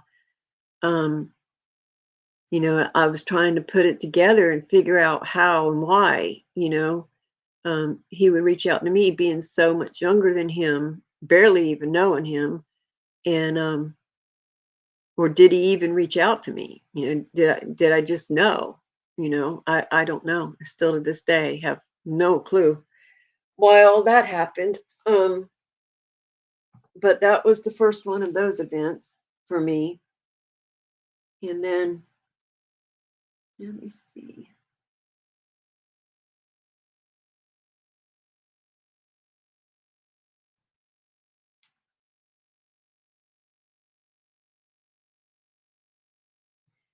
It was also around the same time frame that I started becoming, or I could go into certain buildings and just get a bad vibe.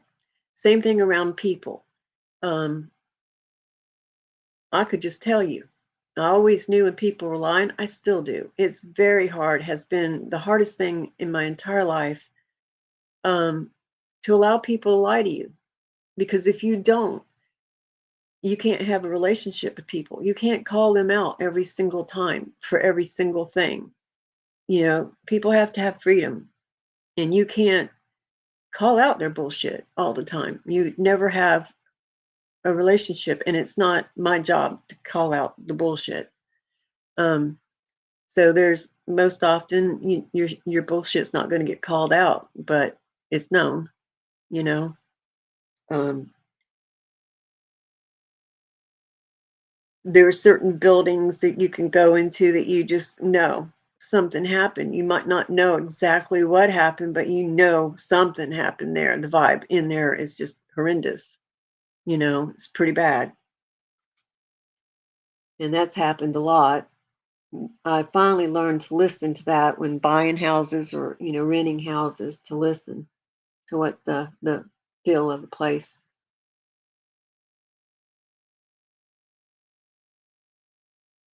Around, I think age 11, probably around 11, I started sleepwalking. I think I slept walk a couple times earlier than that, but it wasn't a frequent thing. And but around age 11, uh, I would just wake up and it was always in front of the refrigerator. And I could never figure out why. I'd be standing there with the refrigerator door open and then just come to. Um, One time, my dad found me outside, and I was over by the well, water well. And by the time he had gotten dressed and got outside, he heard the door open up, and he got outside, and I was standing over by the well, and he, triple locked the door. This was before alarm systems and stuff like that, and so we knew then that I had the capability of exiting the house and coming back in. Um, but I have no memory of going outside of the house or anything like that. I just remember waking up, in front of the refrigerator. Did that for years and years and years. The last time I did it was probably about 3 years ago, I believe. And so we used to think it was that maybe I was hungry during the night, and I would go get food, and sometimes I'd wake up and there would be like M&Ms or something like that in my bed, and so I started eating before I'd go to bed at night, thinking, well, maybe that'll keep me from sleepwalking, right? And I mean, I don't know that I slept walk anywhere but to straight to the fridge and back. I have no clue. And so that didn't stop it. I still would wake up in front of the refrigerator, just standing there with the door open, and the coldness of the refrigerator would bring me to. Um, but that was the beginning of the sleepwalking time frame. When I was, I think was I 16, 17? I don't know if I want to go into what went on with my uncle at this point yet. Because if I bring that out, I'm going to have to bring out magazine and stuff, and I can't get to that right yet. But I think I could go around it and then come back to it. Um, and when I get to that, if any of you true crimers want to, have at that, go for it. I don't care. I'm not gonna do it. And so my grandfather, he could find water, and he was sought after um, countywide in his state to locate water for water wells back in the day, he would find an apple tree branch, and it would be in the shape of a Y, right? All one piece, he said. And he would find water, and my mom would tell me how it would look. I remember being a kid and her explaining that to me, how the end of it would bow down towards the ground. That wasn't passed on to me because I tried and tried and tried throughout the years.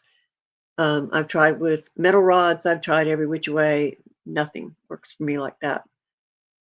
My kids tried when I told them the story. Um, Even when we went to that state, to that tree, still nothing. But he was renowned for that, and he also saw a fireball. He called a fireball. He said he was sitting on his porch, and it just floated down the road. Not on the road, but floated past.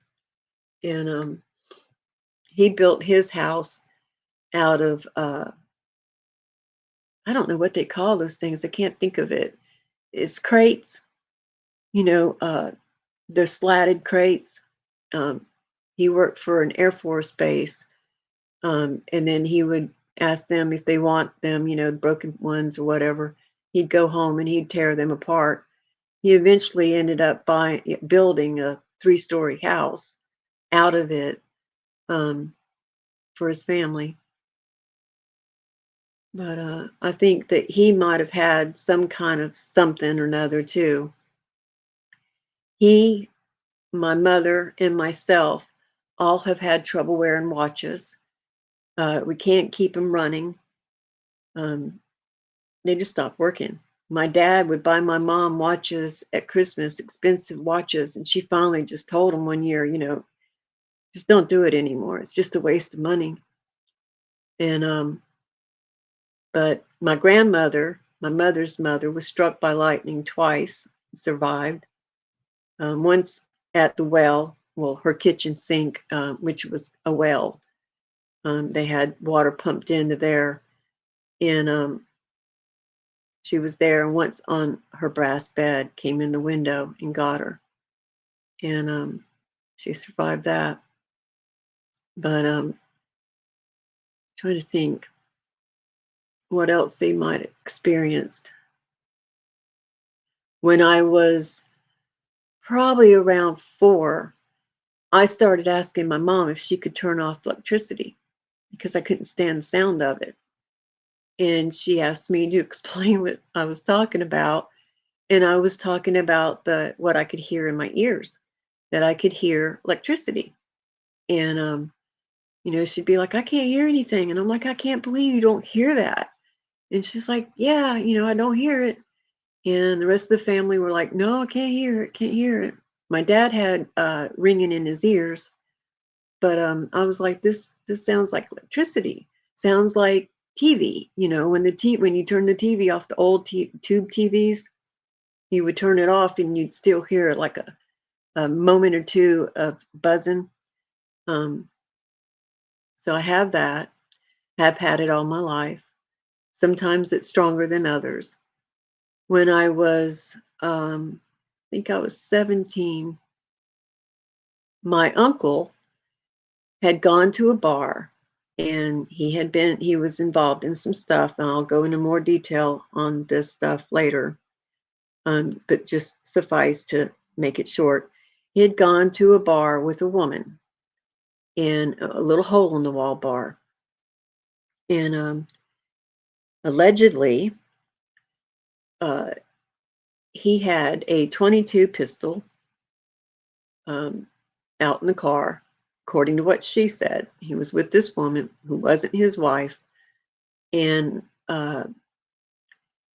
she said that he had laid $100 bill down on the counter, ordered a round of drinks for everyone in the bar. This is in the middle of the day, so I'm sure there wasn't a whole lot of people in that bar, and it was a tiny, tiny little bar. And he allegedly ordered a round of drinks for everybody in that bar. And then supposed to have told her to go. Now, I don't know if she said that he was asked to go out to the car first and get the gun. But she said that she went out, brought the gun in, wrapped up in a scarf that she had around her neck. I found that funny. And so uh, at this time, he was involved with three-letter agency and some other things that I'm not quite sure of. So anyway, he was supposed to, according to her, lay down a $100 bill and bought a round of drinks for everybody, and then shot himself right in the center of his forehead, in the very, very center of his forehead. Now, I don't know how anybody in a bar can't see or wouldn't have seen somebody shoot themselves right after buying a round of drinks, or whatever. Or this woman sitting right directly beside you. And but there's more to all of that. And anyway, he survived. And but at the moment that all that was occurring, I was at the beach with my boyfriend of the time. And so we were uh, getting ready to walk on the pier. And all of a sudden, I was just hit with this overwhelming, I don't know how to explain it. It felt like severe homesickness, which was unlike me. I mean, I was on the road, gone all the time. I did not stay home. I was not a homebodied girl at that point in my life. And it was not normal for me to call home out of the blue, especially if I was on a trip. I would call and say I made it, I arrived okay, and I would call on my way home, and that'd be it. And I had already called, to say that I had arrived. And I looked over at my boyfriend. I couldn't shake it, I just felt horrible. And it was like homesickness, like I wanted to cry. Something was wrong, terribly so. And he was like, "What's wrong with you?" And I'm like, "I don't know. I don't know. I just feel like I need to call home. Do you have any change?" This is back when there was payphones, on every corner. And he dug around in his pocket and, pulls out a couple quarters, couple dimes, couple nickels, hands it to me. And I said, "I'm gonna go find a payphone. I need to call home." And so I walk back down the pier and I find this payphone and I call. And mom, picks up the phone. She sounded funny. And I said, "Hey," I said, "I don't know why I'm calling. I just felt like I needed to call home. And she goes, she asked to speak to my boyfriend. I thought that was odd because she didn't like my boyfriend. And I was like, "Oh, you want to talk to him?" She goes, "Yeah." And I was like, "Okay." And I hand him the phone. I said, "She wants to talk to you." And well, she tells him that my uncle had shot himself, but she didn't tell him that he was still alive. She just, was like, "He shot himself. You need to get her home. Don't tell her. She'll drive 100 miles an hour home, and get in a wreck. Just get her home. Do whatever you got to do. Get her home." And that poor guy. One of the biggest regrets in my life is how I treated that guy after that phone call. Um, he hangs up the phone with all of this weight on his shoulders. And I'm fine now. I talked to my mom. My cats were still living. They were my babies at the time. And I honestly thought that, that's why I had that feeling like something had happened to one of my cats. And so, like I said, I was like 16, 17. And she said, he's like, we start back down the pier. Now all of a sudden I'm fine and he's all down in the dumps. And I'm like, "What the hell? What's wrong with you?" And he's like, "I don't know. I just want to go home." And I'm like, "I'm not going home. I'm not going home." And he's like, "Yeah, we're going to go home." And I'm like, "No, we just paid for a motel room. No, I'm not going home." And he's like, "Well, we do need to go home." And I'm like, "I'm not going home. You can get a damn bus, whatever. I'm not going home." I saved up money all year long, la la la la la. And I mean, I just tore into him all the way down that pier. He would not stop. Finally, we get in the car, we go back to the motel room. We hadn't, rented the motel room more than maybe 2 hours prior. We go inside, and I go into the room, and I'm just raising Cain, talking to myself, talking out loud, being a regular bitch. And he goes into the office trying to get our money back, and he did. The guy did give him the money back, which was surprising because the guy did not want to give the money back. And so the guy gave him the money back, and he comes back, and I'm like, just horrible to him. I was so horrible all the way, all the way home. I wouldn't drive. I made him drive, and he didn't even have a driver's license because he had gotten in trouble, sometime before for drinking and driving. And he didn't have a driver's license. I made him drive. I was not going to drive home, and I just cold shouldered. And when he did speak and I spoke to him, I was wicked, mean, and which is very unlike me. I mean, really unlike me. And especially to him because he wasn't a nice guy, and that was inviting trouble, so to speak. But I was really, really irate. And so we get back to the house, and he was living at my house at that time with myself and my parents. And there's a long story to that too. But anyway, we went to go inside, and my mom was sitting in the den, and there was like three. It was a garage, carport, built-in carport, so you had like 3 steps to go into the rest of the house. She was sitting on the couch. I walk in. I'm angry at my boyfriend. So I don't even, other than say hello to my mom, that was it. She could tell I was pissed, right? And I, start past her. I said hello, and I start past her, and I get to about the second step, and she said my name. And the way she said my name, I knew something was wrong. And that feeling from the beach came back so strong. And I sunk to the second step into a sitting position. And I'm like, what?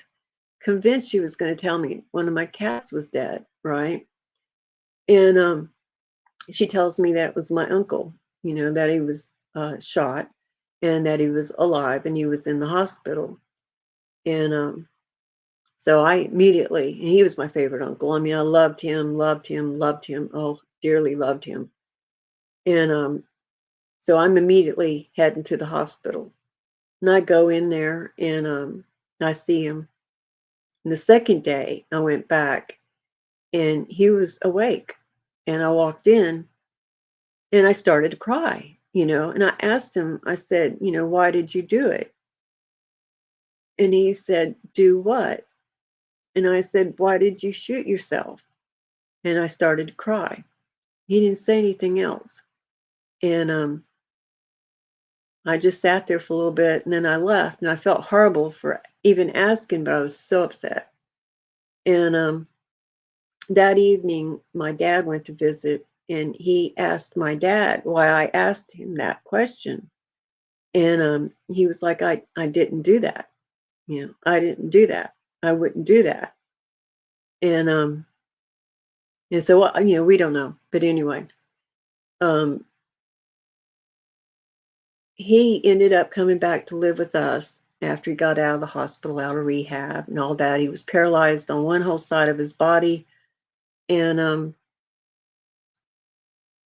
I think I'm going to have to wait to go into further more of that because it's going to go into a lot more. And my grandson's going to be home here soon. I don't want to be online when he's here. And so, but I'll end with there was another, like a year. He ended up staying with us for about 5, 6 months. And then all of a sudden, he wanted to move into his own place. He had aphasia where he would say yes when he meant no.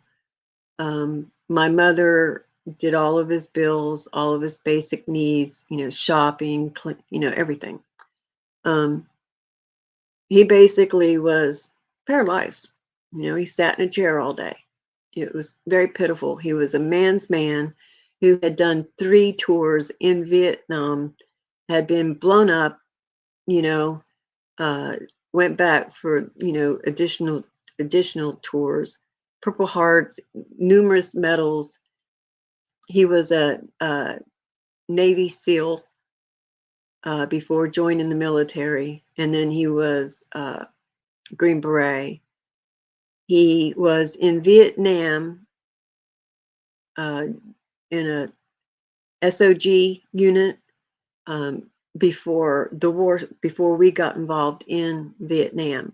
If him and the guys that they were with had been caught over in Vietnam, our government wouldn't have claimed them. And so basically, they were spies, I guess you could say. And so there's been things written up about that group of guys, group of teams that went over there at that time. Anyway, he was part of that. He was definitely a man's man. Um, Loved danger. When he got out of the military, he got jobs that kept danger in his life. And so anyway, about 6 months later, he decided he wanted to move out and he wanted to live by himself in a trailer. And so, my parents got him set up in a trailer. I or my mom would take him grocery shopping, get all his stuff, pay his bills, everything. And he uh, started going back to that bar. And my mom was devastated. And she was like, don't go to that bar. If you go to that bar, something's going to happen, because nobody believed that he shot himself in that bar. Nobody believed it. Just the angle that he was shot. No, no. And so they begged him not to go back to that bar. Well, he was like, oh, it's fine. I'm with my friends. And she was like, no, they're just trying to figure out what you remember. They probably think you're not a threat. They're going to try to find out what you remember. Once they figure out what you remember, they're going to do away with you. And so then he started coming around saying, well, he wasn't coming around. She'd go over there to clean up and he would say it. And he was saying he was getting job offers. Well, you don't get job offers if you're completely paralyzed on one side of your body. And shortly after that, he was shot again in his home 2 times with the same gun, uh, less than a millimeter apart on the side of his head, from a .22 revolver. You cannot shoot less than a millimeter 2 times with a revolver. The recoil alone would set that off, where it would be, I mean, it's possible to shoot again, but that wouldn't be less than a millimeter apart. If it had been an automatic, possibly. Um, his, I'm just going to stop there. When I come back, we'll pick up from there. But at that moment that shooting happened, I had another boyfriend, and I was around 18 at the time, and 18, 19. And again, I'm off with the boyfriend, and we were running around. I get this horrible feeling, and I knew that feeling. And I was like, oh my God, something's wrong. And he goes, what are you talking about? Well, he knew the story. He knew. He had experienced me enough times telling him that we needed to leave, we need to do this, we need to do that. And he knew to listen. And we're driving down the road, and all of a sudden it happens, and I'm like, oh God, I need to call home. And he's like, what's wrong? And I said, oh, I got to call home. I'm going to be sick. I need to call home. And so he immediately takes me to a payphone, and we call home, and mom's like, he's been shot. You need to come home. And so I go home, and sure as shit. So my family has no qualms with listening to me. when I say something needs to be done, um, like, we need to fix that before we have a problem, they listen. And or we need to do this or whatever. And but yeah, with the second shooting, um, that's when, before that, we were never quite certain what he was involved in. We knew he had multiple passports. Um, my mother would dye his hair for him before the first shooting. Um, he would come to the house with briefcases full of $100 bills, which I thought was fabulous and wanted. And my dad wouldn't let me have even one penny. Um, he was not allowed to talk about anything in our house. My dad didn't allow it. Have no clue what my dad may or may not have known. Um, no idea. Um, After the second shooting,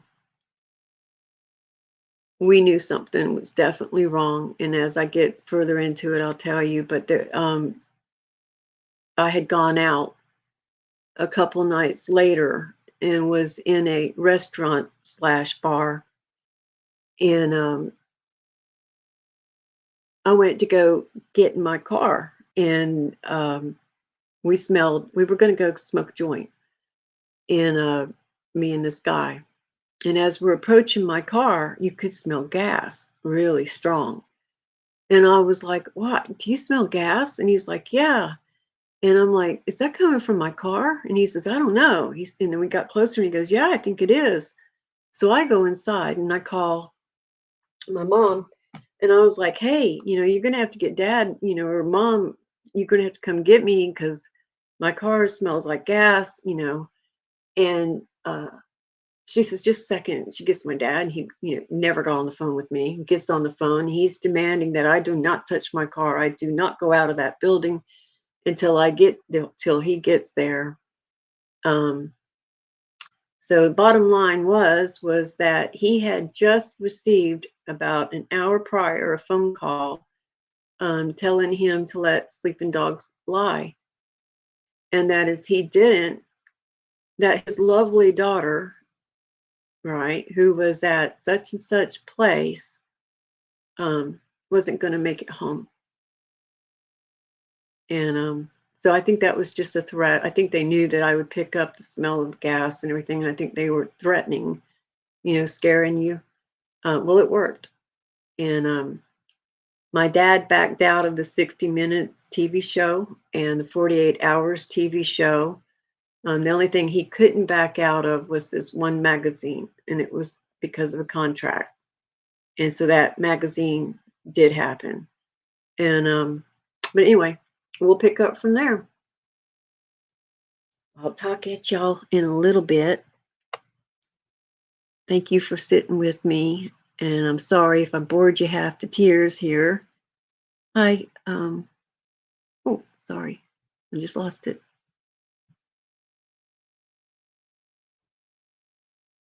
I'm sitting here trying to read. Oh, maybe y'all were talking about castor oil. It was to loosen the bowels and make you strain yourself, which made you also strain the cervix. I was told back in the day I myself drank castor oil with orange juice. That's what I figured happened. I don't know if you're still here, Nature, but that's what I figured happened back then, that it would promote the contractions somehow. What time is it? Yeah, I got like 6 minutes. But yeah, so what I skipped in between all of that, and I'll tell y'all this one's going to really floor you, was between, I must have been about 14, I think. Couldn't have been older than 15 because I didn't have a driver's license. And the girl I had gone to stay the night with that night did have a driver's license. She had just got it. And her parents would go to an auction on the weekends, and it was probably about an hour outside of town. So they didn't get in till late at night, and they would leave us kids there at the house. And my parents weren't aware that her parents would go off like that, and I never told. And and so her house always freaked me out. My home, my house, my mother would open the blinds there every day during the daylight, but she was a big stickler about those blinds had to be shut as soon as it started to turn dark, and so do I. And, if my mom was an experiencer too, then that's probably where that comes from. I know it is for me. And so her her house was so dark, and there was just a heavy feeling in that house, and I never could figure out what it was. Now, her parents didn't interact with the kids, um, very quiet. It was just strange. I don't know. My parents were quiet too, but there was just something, and I never could figure it out. And I didn't visit often, and I only went a couple times before this event. And a couple times, it was with other kids, so you really didn't pick up on it. So I went to stay the night with her this night, and her bed was up against the wall, and right against the wall was the window, and she had the window open when we went to go get in the bed. Now, we had been in her room earlier, and the window was shut, right? The curtains shut. We get ready to go to bed, and we walk back into her room, and the curtain was pulled to, and the window was open. And like I said, the bed was right up against the wall. Well, I don't like spiders, and spiders usually lurk around windowsills. And so we get in her bed, and I was freaked out about it. And I was like, why you got the window open? Because the air conditioner was running. And she said, oh, I just wanted to open the window. And I was like, okay, I hope there's no spiders in there, and the room was dark. And she goes, oh, I'm sure there's not, like that. And I was like, God, so I get in the bed, and I'm laying there thinking, I'm never going to go to sleep. I'm going to feel like I've got spiders on me all night long. Oh my God, I can't believe this. Next thing I know, I'm out, right? I wake up in a total freaking panic, sitting sitting upright in the bed. I didn't rise up to that position. I was sitting in that position directly in front of that window. There was a brilliant bluish white light shining in from outside all the way into the room. If you looked towards the window, you couldn't see. It was so bright, it completely blocked out anything. You couldn't see the wall, you couldn't see the window. Literally had to put your hand out there to feel around. And I looked over on the other side. When I woke, I'm immediately saying, where is she? And I'm saying her name. And I'm like, where is she? Oh my God, where is she? And I'm reaching over to the other side of the bed. She's not there. She's not in the bed. And I am beyond panicked. I mean, I don't think I've ever been that scared in my life. Still to this day, I don't think I have ever experienced fear like that fear. That fear was, there's no words. And so back then, the way they made houses, the screens would latch on to these little pegs, would have like a metal wire that would go, over the peg, and the peg would sit in the wooden windowsill frame. Well, when I couldn't find her, even in my panic, my brain went, well, maybe she snuck out to go be with some guy, right? And just didn't want to tell me, and that's why she wanted the window open. And I'm trying to explain it away already, even seconds into this panic, right? And I mean a panic, capital letter panic. And I reach out and I feel the screen. The screen was still latched. And I'm just totally beyond myself. I get out of the bed. I'm searching around on the floor. I go out of the room. I go into the bathroom. I go every room of that house. I felt along everything, right? The only two rooms that I didn't check at that point was her parents' room and her brother's room. and her brother was recovering from a chainsaw accident. His leg had been cut by a chainsaw. They had been out cutting wood, and it bounced off a tree and went into his leg, and he was recovering from that. And so he was in bed, couldn't get out of bed if he wanted to get out of bed. And so I searched all the whole house again, couldn't find her. Went into her parents' room because now I am just totally terrified, and I didn't know why I was so terrified. Didn't pay the blue light didn't even dawn on me that there was this blue light. Like that was the most normal thing in the world. I mean, I was really in a state. I don't know how to explain it. It was like just trying to find her. Like everything else was normal and everybody must always experience it, but the fact that she was missing was abnormal. I don't know how to explain it. So anyway, I go into her parents' room and I'm feeling around on the bed and I'm shaking them as hard as I could. Shook them and shook them and shook them, and I'm screaming, where is she? Where is so-and-so? Where is she? Where is she? And I'm shaking and they're not waking. And I'm feeling across the edges of the bed, along their bodies, in between both of them. Everything went around the side of the bed, shake the mom, and I'm shaking her and I'm screaming, right? Where is she? Oh my God, where is she? And she's not here. You need to help me. I can't find her. Mom doesn't wake up. The light is coming in just enough from their window through their the curtains that I could see that their eyes are open, right? When I saw that their eyes were open, that freaked the hell out of me because it was almost like they were dead and just laying in a bed with their eyes open. And I couldn't handle it. And I scurried. I didn't want to walk back across the bed. I scurried, crab crawled over the top of these two individuals, these two adults, these two people that I've never behaved that way with, over the top of their bodies. I felt my knee going into parts of their body, as I'm going across them. And I get off the other side of the bed and I'm just terrified. I'm terrified to go back across the house now to the telephone to call my mom.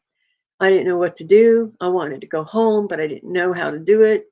I go into the brother's room, shaking him, shaking him, shaking him, can't wake him, right? I go back into the parents' room again. I'm screaming at the top of my lungs the whole time. Where is she? Will somebody help me? Oh my God. I go back into the brother's room. This time I get a reaction from him. And it's just a huh, what? And I said, I can't find her. I can't find her. I'm not going in there. I'm not going in there by myself. And I said, I'm going to sleep with you. So I jumped over him, trying not to put any pressure down on his leg, right? Or move the bed or whatever. And I get over on the other side. He had a little twin size bed and it was against the wall right by a window, right? And I don't see no blue light coming through his window. I don't see anything. His curtains closed, everything, dark room. And I get up against the side of the bed and I had to sleep on my side. Well, I didn't go to sleep, but I would have had to sleep on my side. So I'm on my side because he's laying flat and he's taken up, he's pretty good size, boy, he was 15. And so I'm sleeping, I'm trying to get on my side, right? On the bed, so I would have some room. Well, the bed wasn't all the way firmly against the wall, so I'm kind of like sliding down between the mattress and the wall. And I'm laying there trying to hold myself in place, terrified. Now, I don't know how long I sat there like that, laid there like that. Probably was just a few minutes, but felt like an hour. And I finally just was like, I'm going to go call my mom. Whatever happens, happens. I'm going home. I want to go home. I'm going home. And so I climb back over him again, doing best I can not to harm him. I get out of the bed. I go back into her room and she's laying in the bed, right? I go over to her. I shake her, shake her, shake her. She doesn't wake up. She doesn't wake up. She will not wake up. All of a sudden, I felt so sleepy And I crawled over her, got in the bed, and went to sleep. Just bam, like that, out. That's common for people who have been abducted. They all say the same thing, that they come home, they go straight to sleep. Almost all the stories talk like that. And I didn't think I'd been abducted. I just didn't know what in the hell happened. And the next day, everybody acted normal. Everybody acted like, and I felt like I was in some kind of weird ass movie with crazy, weird people, and I was so frightened by it all. I went home and I told my mom, I said, I don't know if I'm ever going to stay the night there again. And she goes, why? And I said, and I had gone to other people's homes and had things happen, not like that, but, the parents would act a certain way or whatever. And I'd be like, I ain't going back over there again. And, and so when I said that to my mom, that's probably what she was thinking I was going to tell her, right? Um, and I was like, she was gone. I couldn't find her nowhere in the house, and I'm all over everybody, and nobody's waking up, and their eyes were wide open. And she goes, "You're not staying there again," like that. And I said, "But she's my friend." And she goes, "Well, she can stay here." Well, her parents never let her stay off anywhere, right? And I'm like, we had just become friends. So I really didn't want to lose her friendship. And I really didn't know what to think about it. We never talked about it. Shortly thereafter, she and I ended up parting ways over a guy. And we ended up parting ways. And years later, I tried reaching out to her to talk to her about it, wrote a message, never heard back. And so I have no idea. I have no idea what happened. Years later, probably about 5 years ago, something like that, I was sitting here watching something about a guy and his mother and his grandmother and his little brother um, being in a car, and they were because I had forgotten about the blue light. When I told my mom what had happened, I didn't tell her about the blue light, and I had forgotten it for years. And so when I was watching this show, and it's still on YouTube, I don't recall what it's called or what channel. But anyway, it's a man giving a recount of what happened to him, and his mom, his grandmother, and his little brother were driving down the road, and they were coming up to a bridge. I think he even said it was a covered bridge. And this diamond-shaped object shows up out, in the sky, and this bluish white light. As soon as he said that, because I had forgotten what had happened to me when I was at her house, right, for years. I had told my kids, and I would forget about it again. And so off and on throughout the years, I'd mention it, and then just forget about it. And so I'm sitting there watching this show, and he mentions the blue white light that had happened. When that blue white light was mentioned, all of a sudden it come flooding back to me about being in her house and that light. You couldn't see outside the window. You couldn't see anything. It blurred out the entire wall um, that was on that side of her room. Um, it was just the craziest damn thing I had ever experienced in my life. It's still to this day. It's still the craziest thing I've ever experienced. I have never experienced. I've experienced weird shit. I have never experienced anything like that. Not where you clamber over people laying in a bed and you can feel where your knees are going. You feel their body sinking underneath your kneecap. I mean, it's just the craziest thing. It was not a dream. It was real. I don't know if I was taken or just her, but I know that something went on that night. And I do know that they have the ability to make other people almost comatose.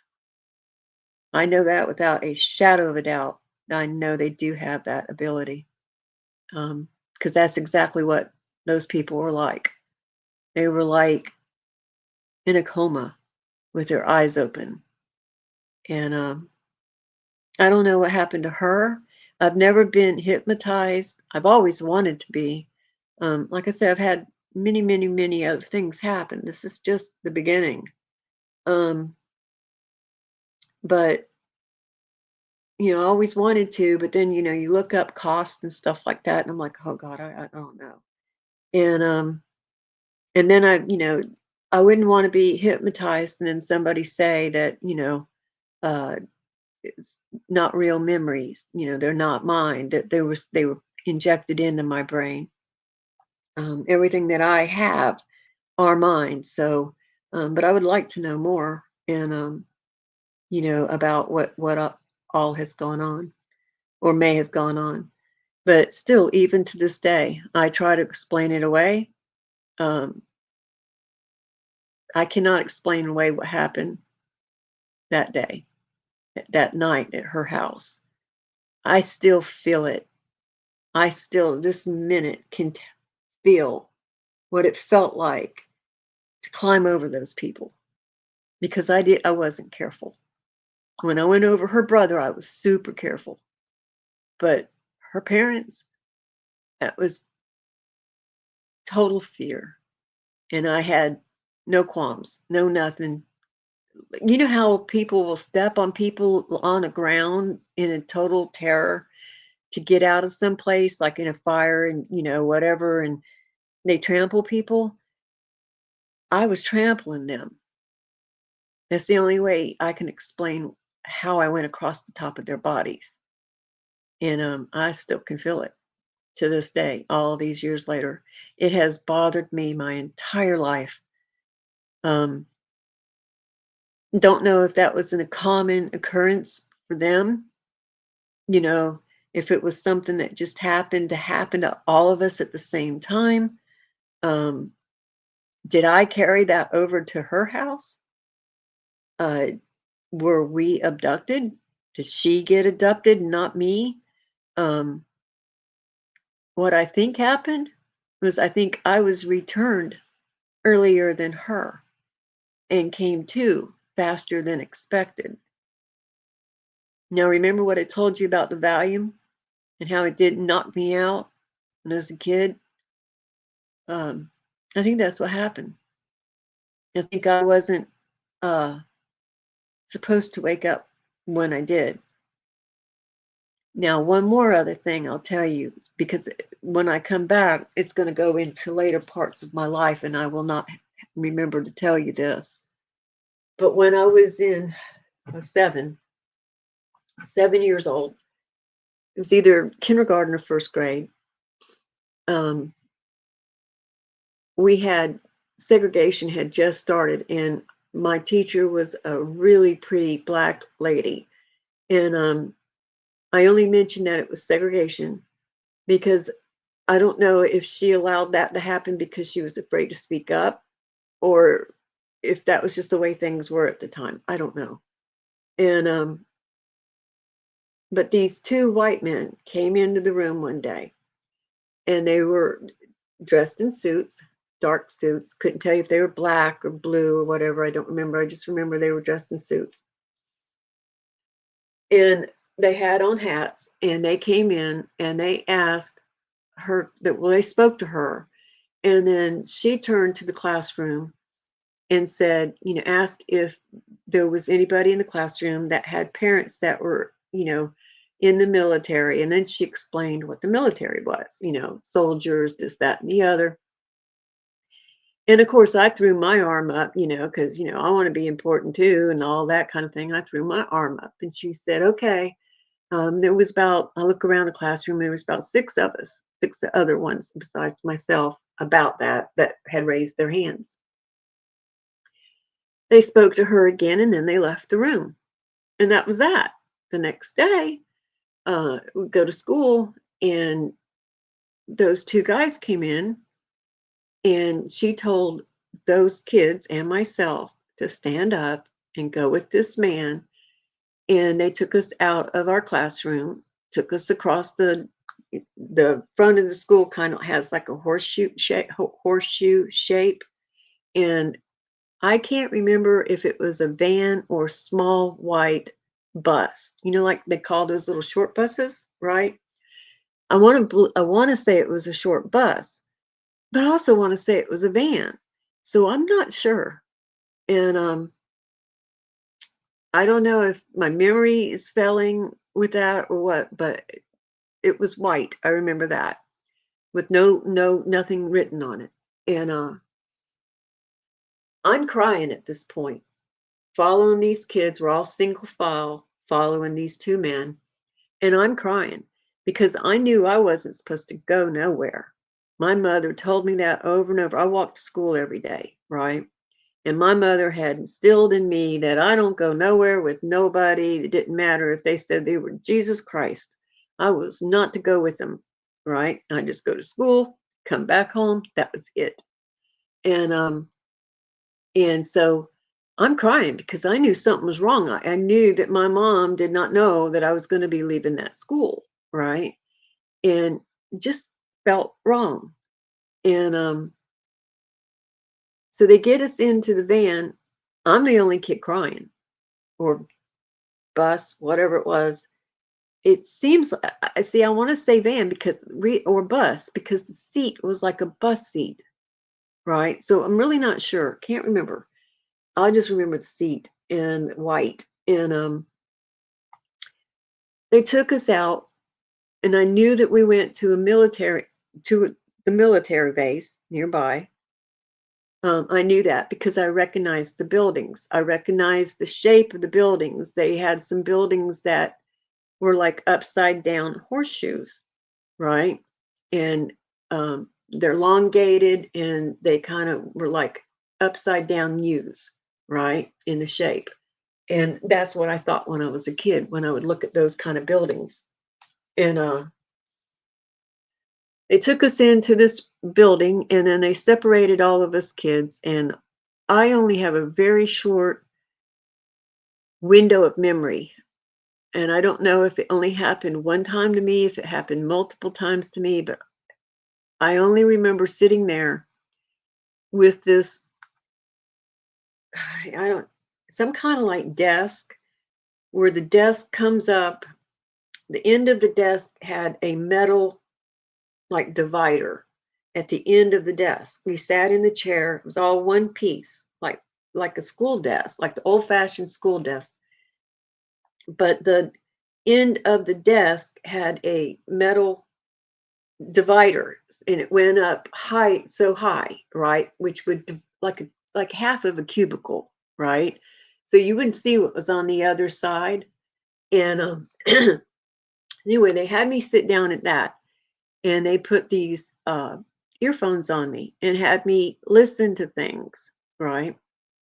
And they said that they were testing our hearing, that they needed to test our hearing. Um, I want to say there were shots involved, but I'm not sure. I'm not sure at all about the shots, but I think there was. I do remember them having me sit at a white table with a man sitting on the other side of the table, and they had these white cards with figures on them, shapes on them. And they were doing a memory matching game. It's what they told me we were going to play, a memory matching game, which I loved to play. I used to play it with my mom, before I had gone to school. What she would do was she would lay out playing cards upside down, right? And I would have to match them, like a 5 and a 5. It didn't matter what the suit was, that kind of thing. Go fish, that kind of stuff. And so I was really keen about playing that game. The reason I knew something was wrong is because when I went home, well, other than me crying and being taken from the school, because I always had this thing about being separated from my mom, and that never stopped throughout my whole life. And didn't like being separated from my mom. And they, when I got home, sometime in that evening hours, I mentioned to my mom um, that I had to go off with these guys from school. And she was furious. And she was like, nobody should have taken you from that school. So she went to the school the next day and had some words with some people. I don't know anything else about any of that. Years later, I think I was probably about 9 or 10, something around there, 11 maybe. Um, there was a show on TV, and this woman was holding up. I remember walking past the room and looking over towards the TV, and this woman was holding up these white cards, and it was talking about um, telepathy and stuff like that. And she was some kind of news show, and she was holding, I wanted to say it was Barbara Walters, but I don't know for sure. I just remember it was a woman, and her hair was light, sandy, blondish brown. And she was holding up the white cards with the symbols on them. And I said to my mom, I said, well, that's exactly what those guys had. And she goes, what guys? And I said, those guys I told you about that took me from school that time. And then I tell her all again. And she goes, they took you and they did that? And I was like, yeah. I said, that's all I remember is those cards and the desk and these things they put on my ears. And I have no clue. I have no clue about anything else like that. Now, I do know that again, around ninth grade, eighth grade, uh, again, I was taken from my classroom to the library, and it was supposed to be a hearing test. Now, I feel like that was a time where every school student was, made to do this, but only one child was taken from the classroom. It wasn't like the whole classroom went and did it. You know what I mean? Um, I don't recall anybody else going at any other time. I just recall that, I was able to get out of class, which I was thankful for. I didn't want to be in the class. I was really cool about going and doing this hearing test, right?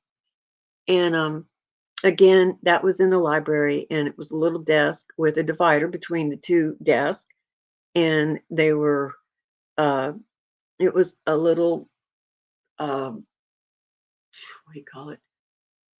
Tape recorder machine, like the old ones, and had the earphones plugged into the side of the tape recording machine.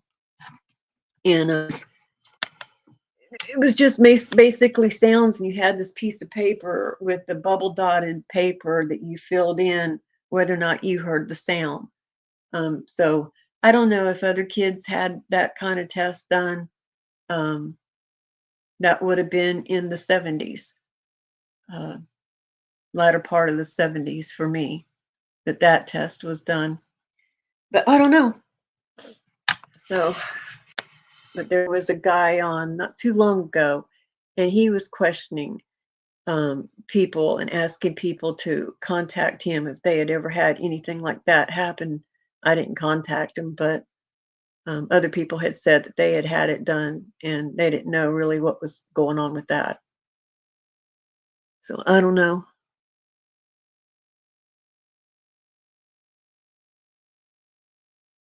Small fry says, I always go with my gut feeling and first perception of people or situations. If get that overwhelming feelings, something is wrong, I go with it. Every time I have ever not gone with it, I've always regretted it. It's been a few times I've been wrong. I haven't always been right, but most of the time I've always gone, damn it, why didn't I listen to myself? Um, the last year or so, I have made a conscious effort to listen, to really truly listen, because we can close ourselves out to it. You can, you can. I think when someone dies that you're very close to, um, you open yourself up. I think the veil thins, and I think it depends on your amount of grief, your amount of everything. And I also think that there's some people that are just different for whatever reason. I don't know if it's what it is. as far as um, what it can be. But I do know that there are some people that I see online that I'm like, oh, that person's lying out their butt, man. And I just move along. It's not up to me to try to prove anybody right or wrong. That you do your thing, I'm going to do my thing. We're all hunky dory. But I do see some people, and as much as the weirdness has happened with me throughout my life, how can I sit there and say that that person or this person isn't being truthful, or is lying, or is exaggerating, or whatever, um, when I have my own weirdness, you know? So, but I still do. I still look at some people and I'm like, you know, but I just don't say nothing because it's not right. And the many times that I have ate crow, there's been many times I've ate crow. If I say, oh, I would act this way, or I would do that, or that would never happen, I have ate crow. So, I've kept my mouth shut a couple times. It's been hard. Um, but what's going on today, I think a lot of people are going to be proven right. And there's no real right or wrong to any of this, but I think it's going to be proven, and I think a lot of people are going to feel bad for how they've treated a lot of people for years. And I think there's going to be found out that there's some people that are grifting off of people for whatever reason, maybe out of grief or whatever, you know what I mean? But anyway, it's being used and grifting.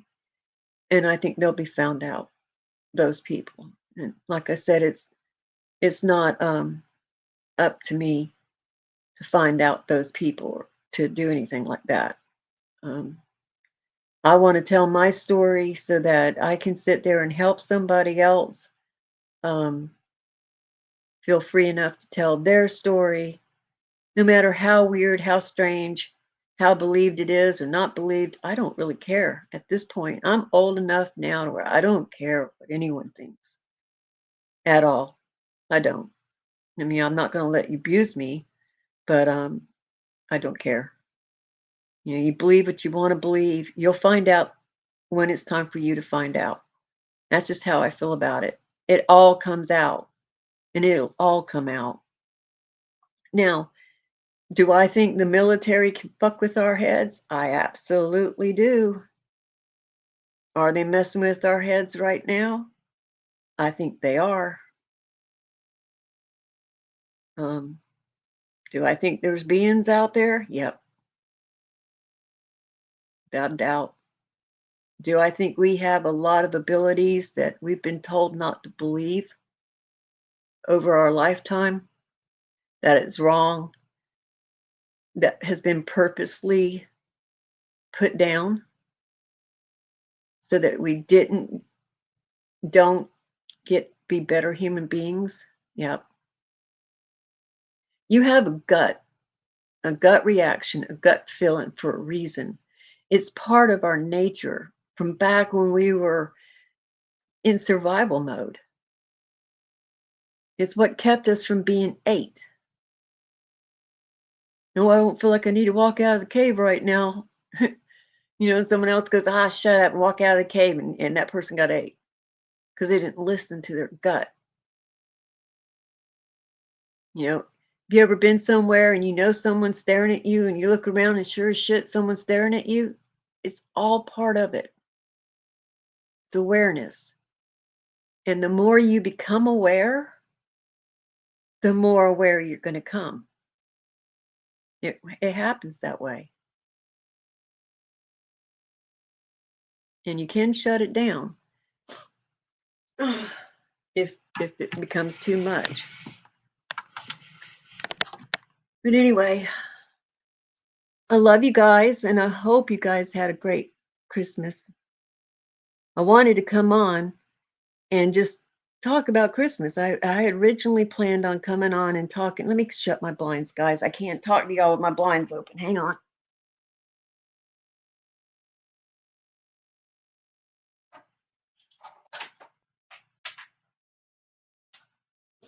I wanted to come on and just talk about Christmas. And Lip Lock No More had given me an idea about a Christmas book, cookbook that I have.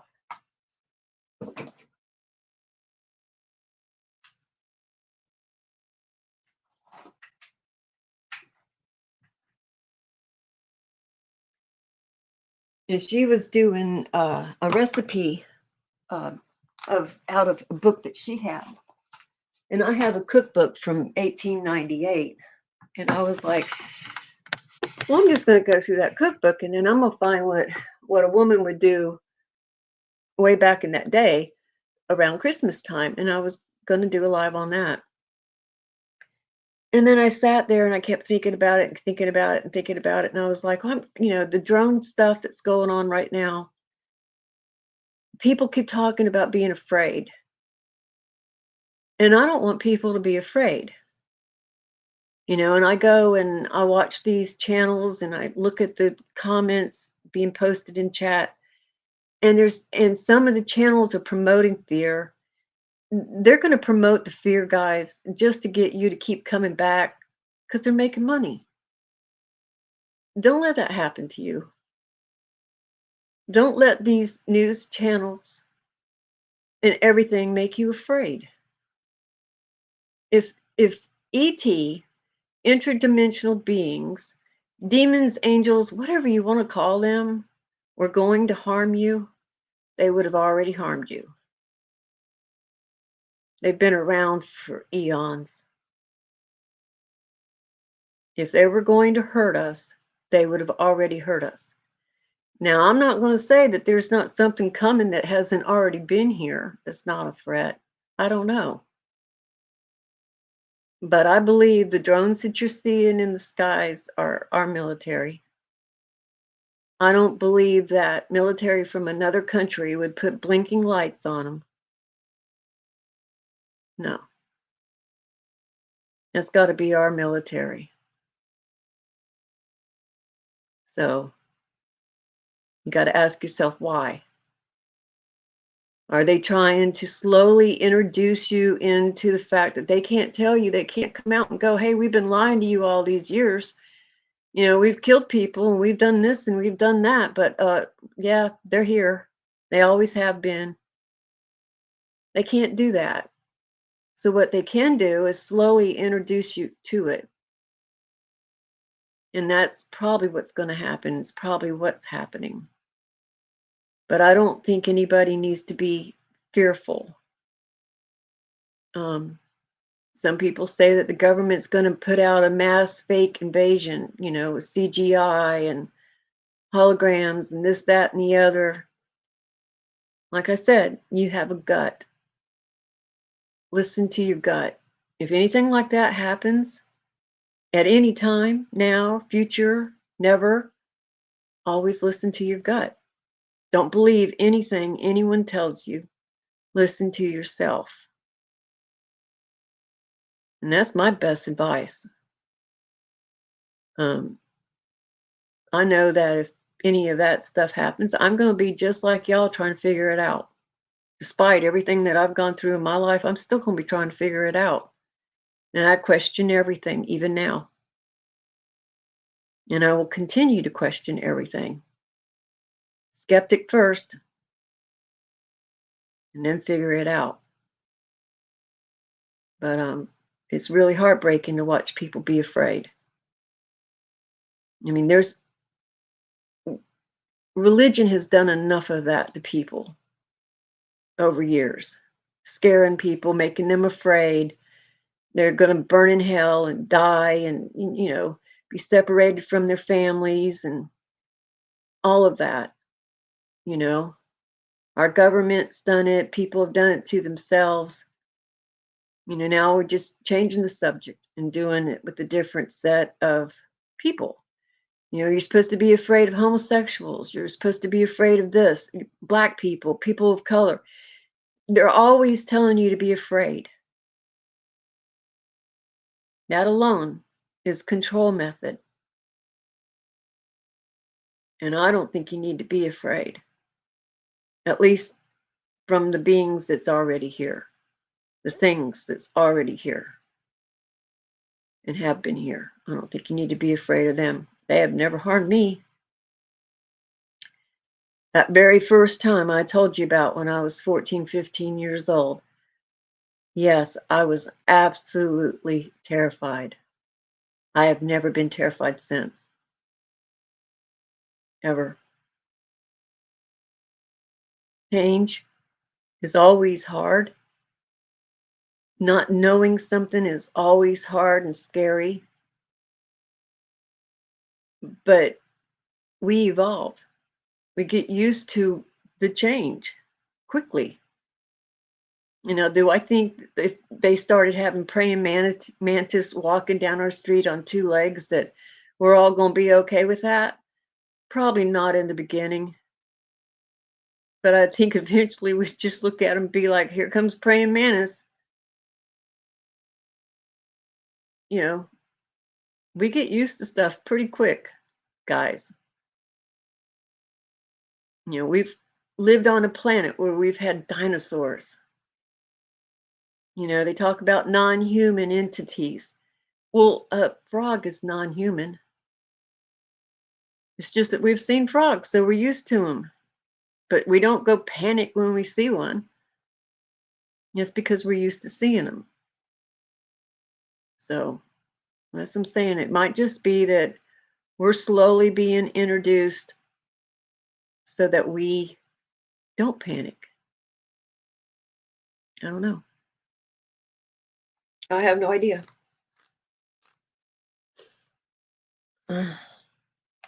But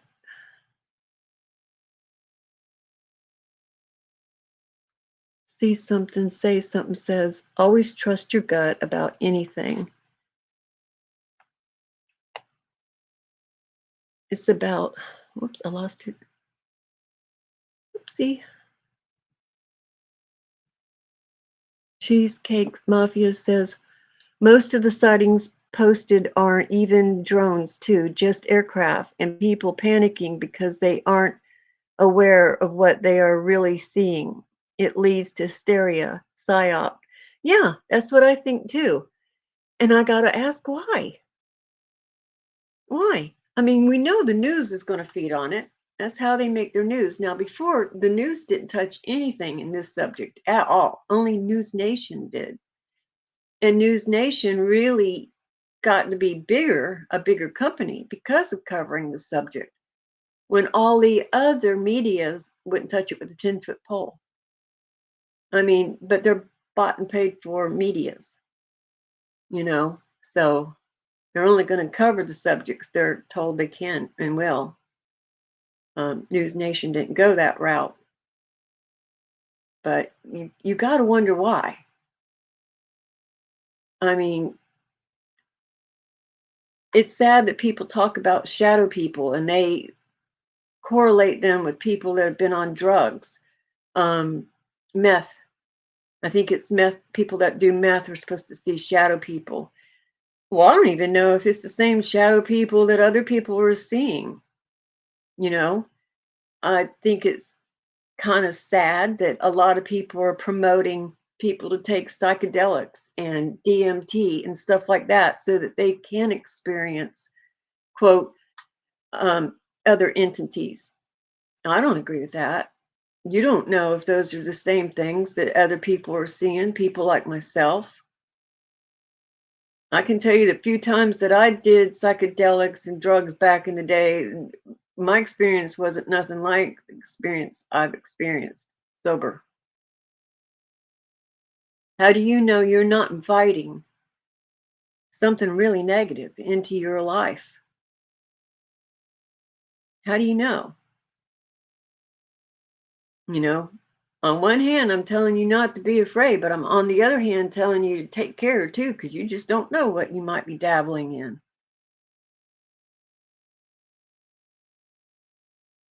You've got some that are so desperate to experience And then you've got other ones that'll say they don't want to ever experience. Like one of my daughters is like, I know they're here.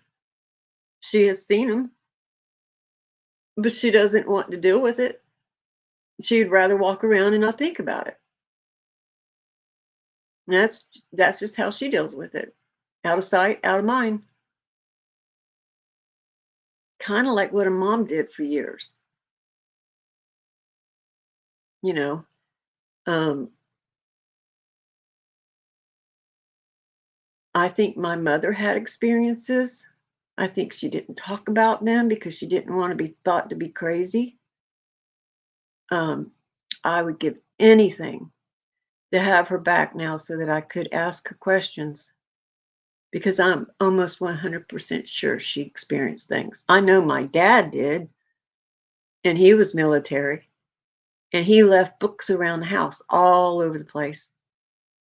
All over the place. Every book that was in the library concerning any of the subjects.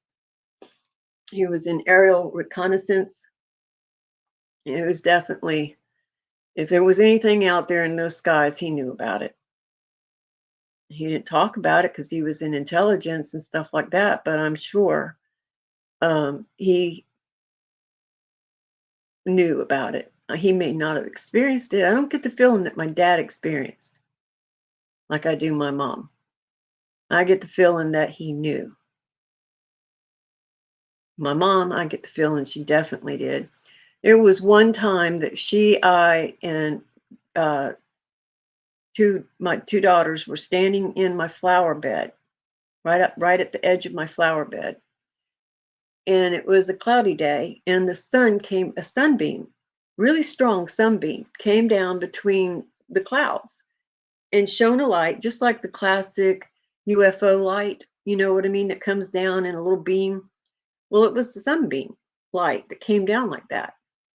And it went right over the top of my mom, just enough to cover where she was standing. I'm standing not even 4 or 5 inches away from her. My kid's on the other side of me. And it only covered her, right? And I went, look at that. Oh my God. She got this really scared look on her face and stepped out.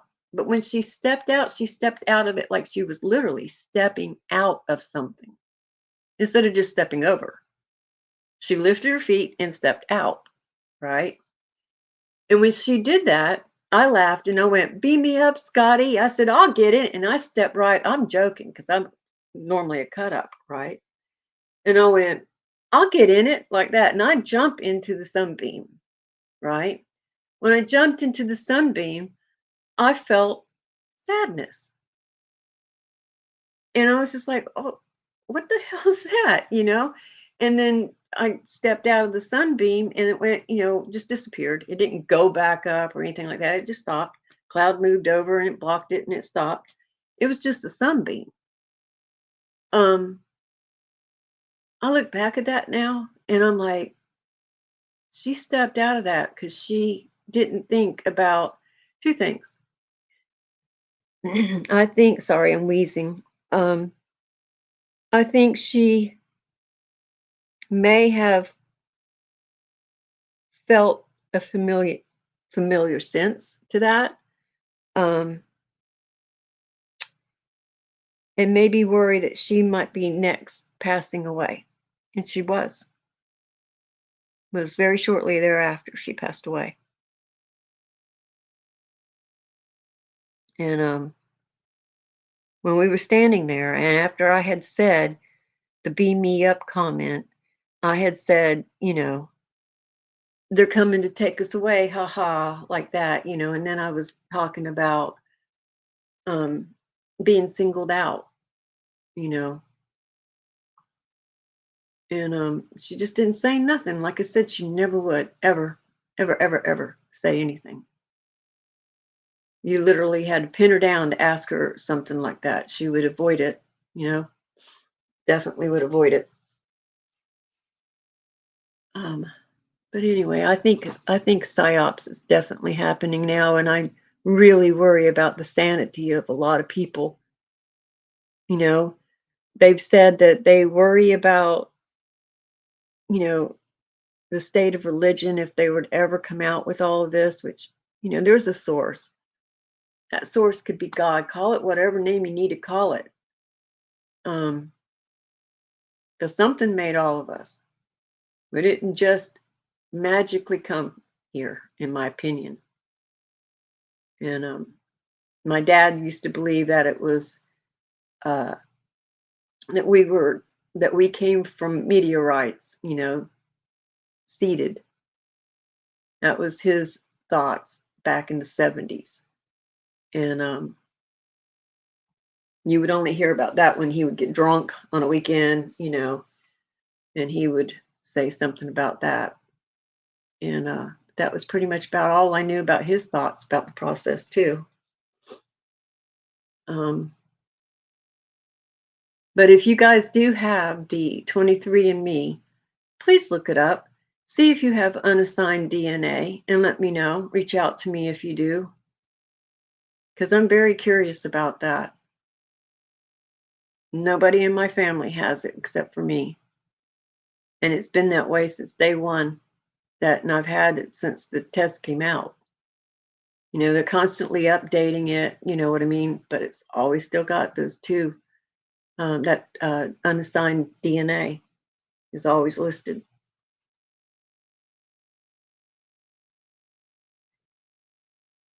Project Bluebeam, Warner von Braun. Oh, wait a minute.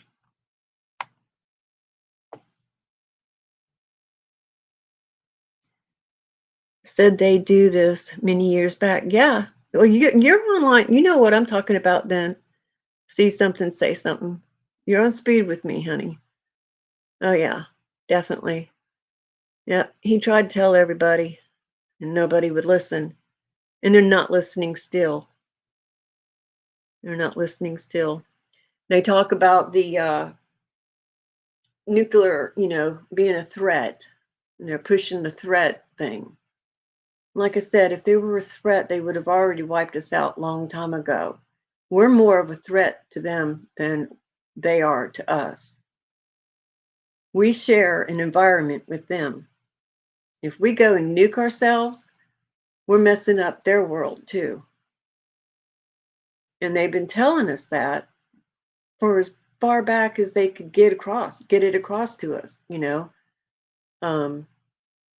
turning off our systems is just letting them know that our use of that against them is useless. Now we're talking about putting stuff out in space. There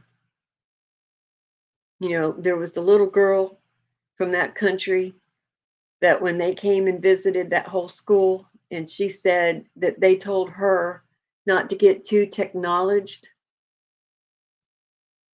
We got to constantly, it's always about war and money. That's the bottom line. It's always about war and money. We can't stop being people that war with one another. We can't figure it out. We can't figure out how to stop being mean, how to stop killing one another. And it's always about land and money and religion. And we can't stop it. We got to constantly fight one another for those things. We haven't fixed it yet. We haven't figured out how to stop being that way all this time. People are so mean to one another on social media now that it's cool to be a troll. It's cruel to be cruel. I mean, it's cool to be cruel. People get off on it. There's so much death and destruction that we don't even think about it. We see it, we move on 2 seconds later, which would probably happen if they came out and said that, hey, guess what? There is no privacy. They're around us all the time. We just don't see them because they make themselves invisible, but they're around us all the time. You'd be like, oh my God, there's no privacy. You mean when I'm taking a shower, they can see me? And then 2 days later, you forgot about it, you're taking a shower and you go on about your life. because that's how we evolve.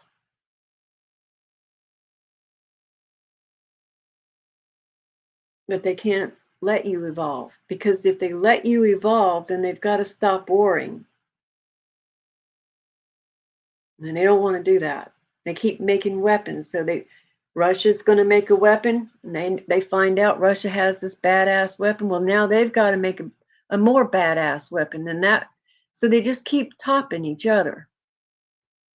You would have thought, and I'm sure that the beings thought the same, that once we figured out how to blow up our whole world, like with nukes, that we would have stopped. I mean, how many weapons do we need to blow us up? You would have thought that having nuclear weapons would have stopped us at that point. We would have been like, let's shake hands, man. This crap we're doing ain't getting us nowhere. Let's shake hands and just change this whole thing. No, they just keep making more weapons, more dangerous weapons. Fastest ways to kill one another. And it's stupid. We already have that ability.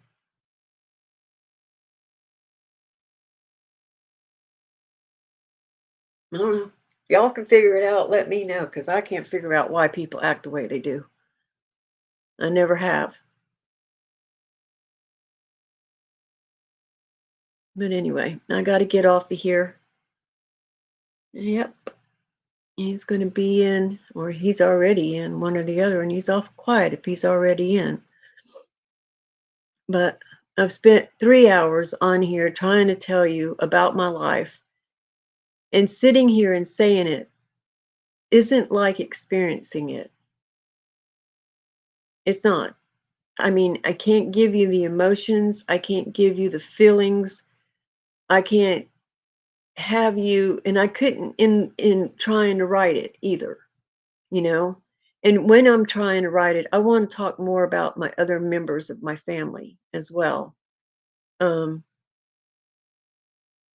and I don't think anybody would be interested in all of that stuff. Now, my family would be, but most people wouldn't, um, like stories about, my great grandfather and how he came to the States and stuff like that. I don't think anybody'd be interested in that. So I'm trying to condense it. But by condensing it, you lose a lot of the detail and everything that goes on, the fill in. It's impossible to tell it. It's impossible to have other people feel it. Um, they say that they're saying now that if how do they say it? That all you have to do is, if you're being abducted, all you have to do is call out to Jesus and it stops. All you have to do is tell him no. Because I said no, and it stopped for years. Or I just didn't remember it. So how do you know it's really stopping? By calling out the word Jesus. You may just not be remembering it. A lot of people have experienced, most people that's probably reading and watching me now, um, probably are experiencers too. You just don't have the recall. Something hasn't triggered your recall yet. Or you weren't psychically in tuned throughout your life, like some are. Or maybe you were at one time and you shut yourself down throughout time. But a lot of people will say that something happens and then it all comes flooding back. That's why a lot of people will put down people that go to get hypnotized, because then they say that, it all came back during hypnosis and it's not real. It's, injected memories. Um, but like me with the blue light, I remembered everything but the blue light. It wasn't until I heard that man mention the bluish white light and the way he described it. And I come rushing down to my daughter and I was like, oh my God, I forgot the blue light. All these years, I forgot the blue light. You know, just when you go to these sites, and I don't think it's going to be over. I think come January, you're going to find out a lot more. Now, a lot of people voted Trump into office with hopes that he's going to tell what's going on. And I hope they didn't vote him in just for that reason. You know, he didn't get my vote.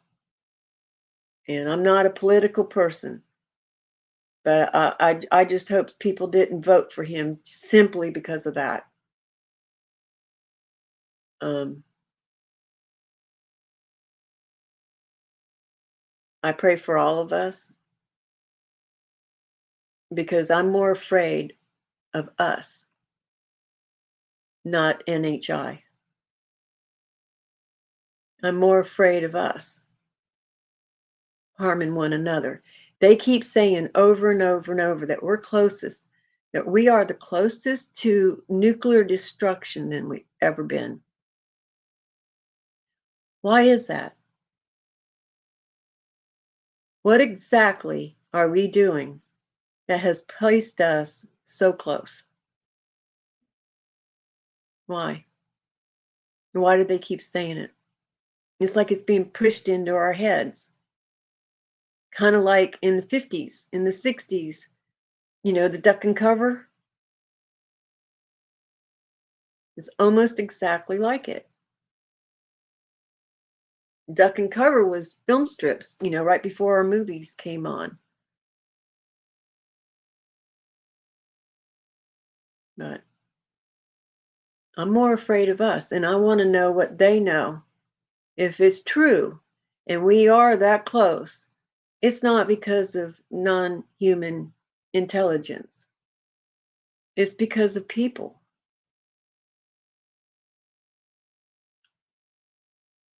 But more and more people are talking out, more and more people are saying what's gone on with them. The government only wants to talk about nuts and bolts. They always skip the beings. Always.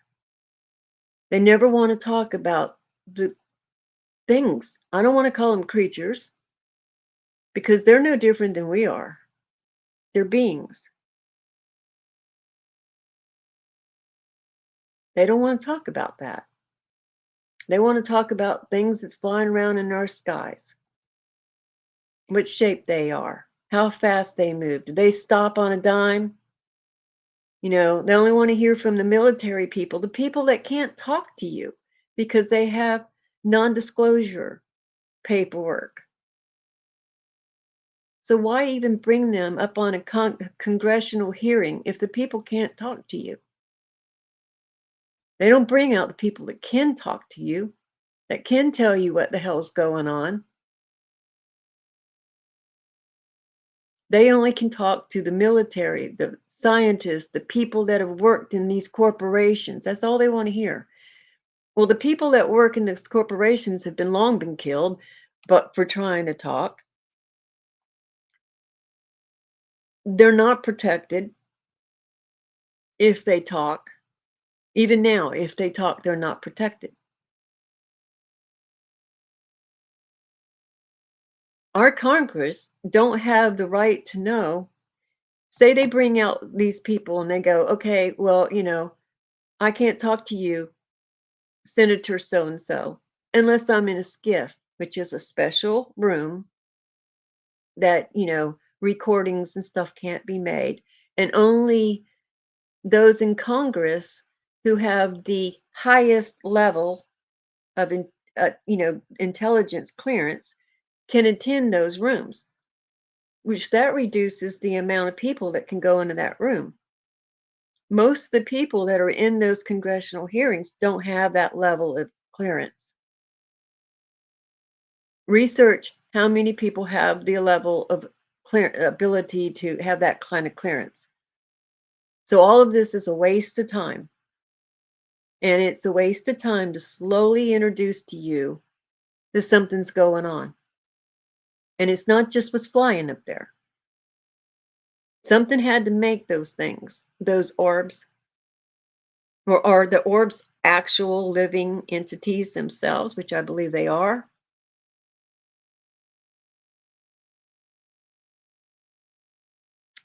You know, ask yourself why. Why would a non human entity be concerned with blinking green and red lights that would keep another aircraft from running into it when we have orbs out there darting all over the place?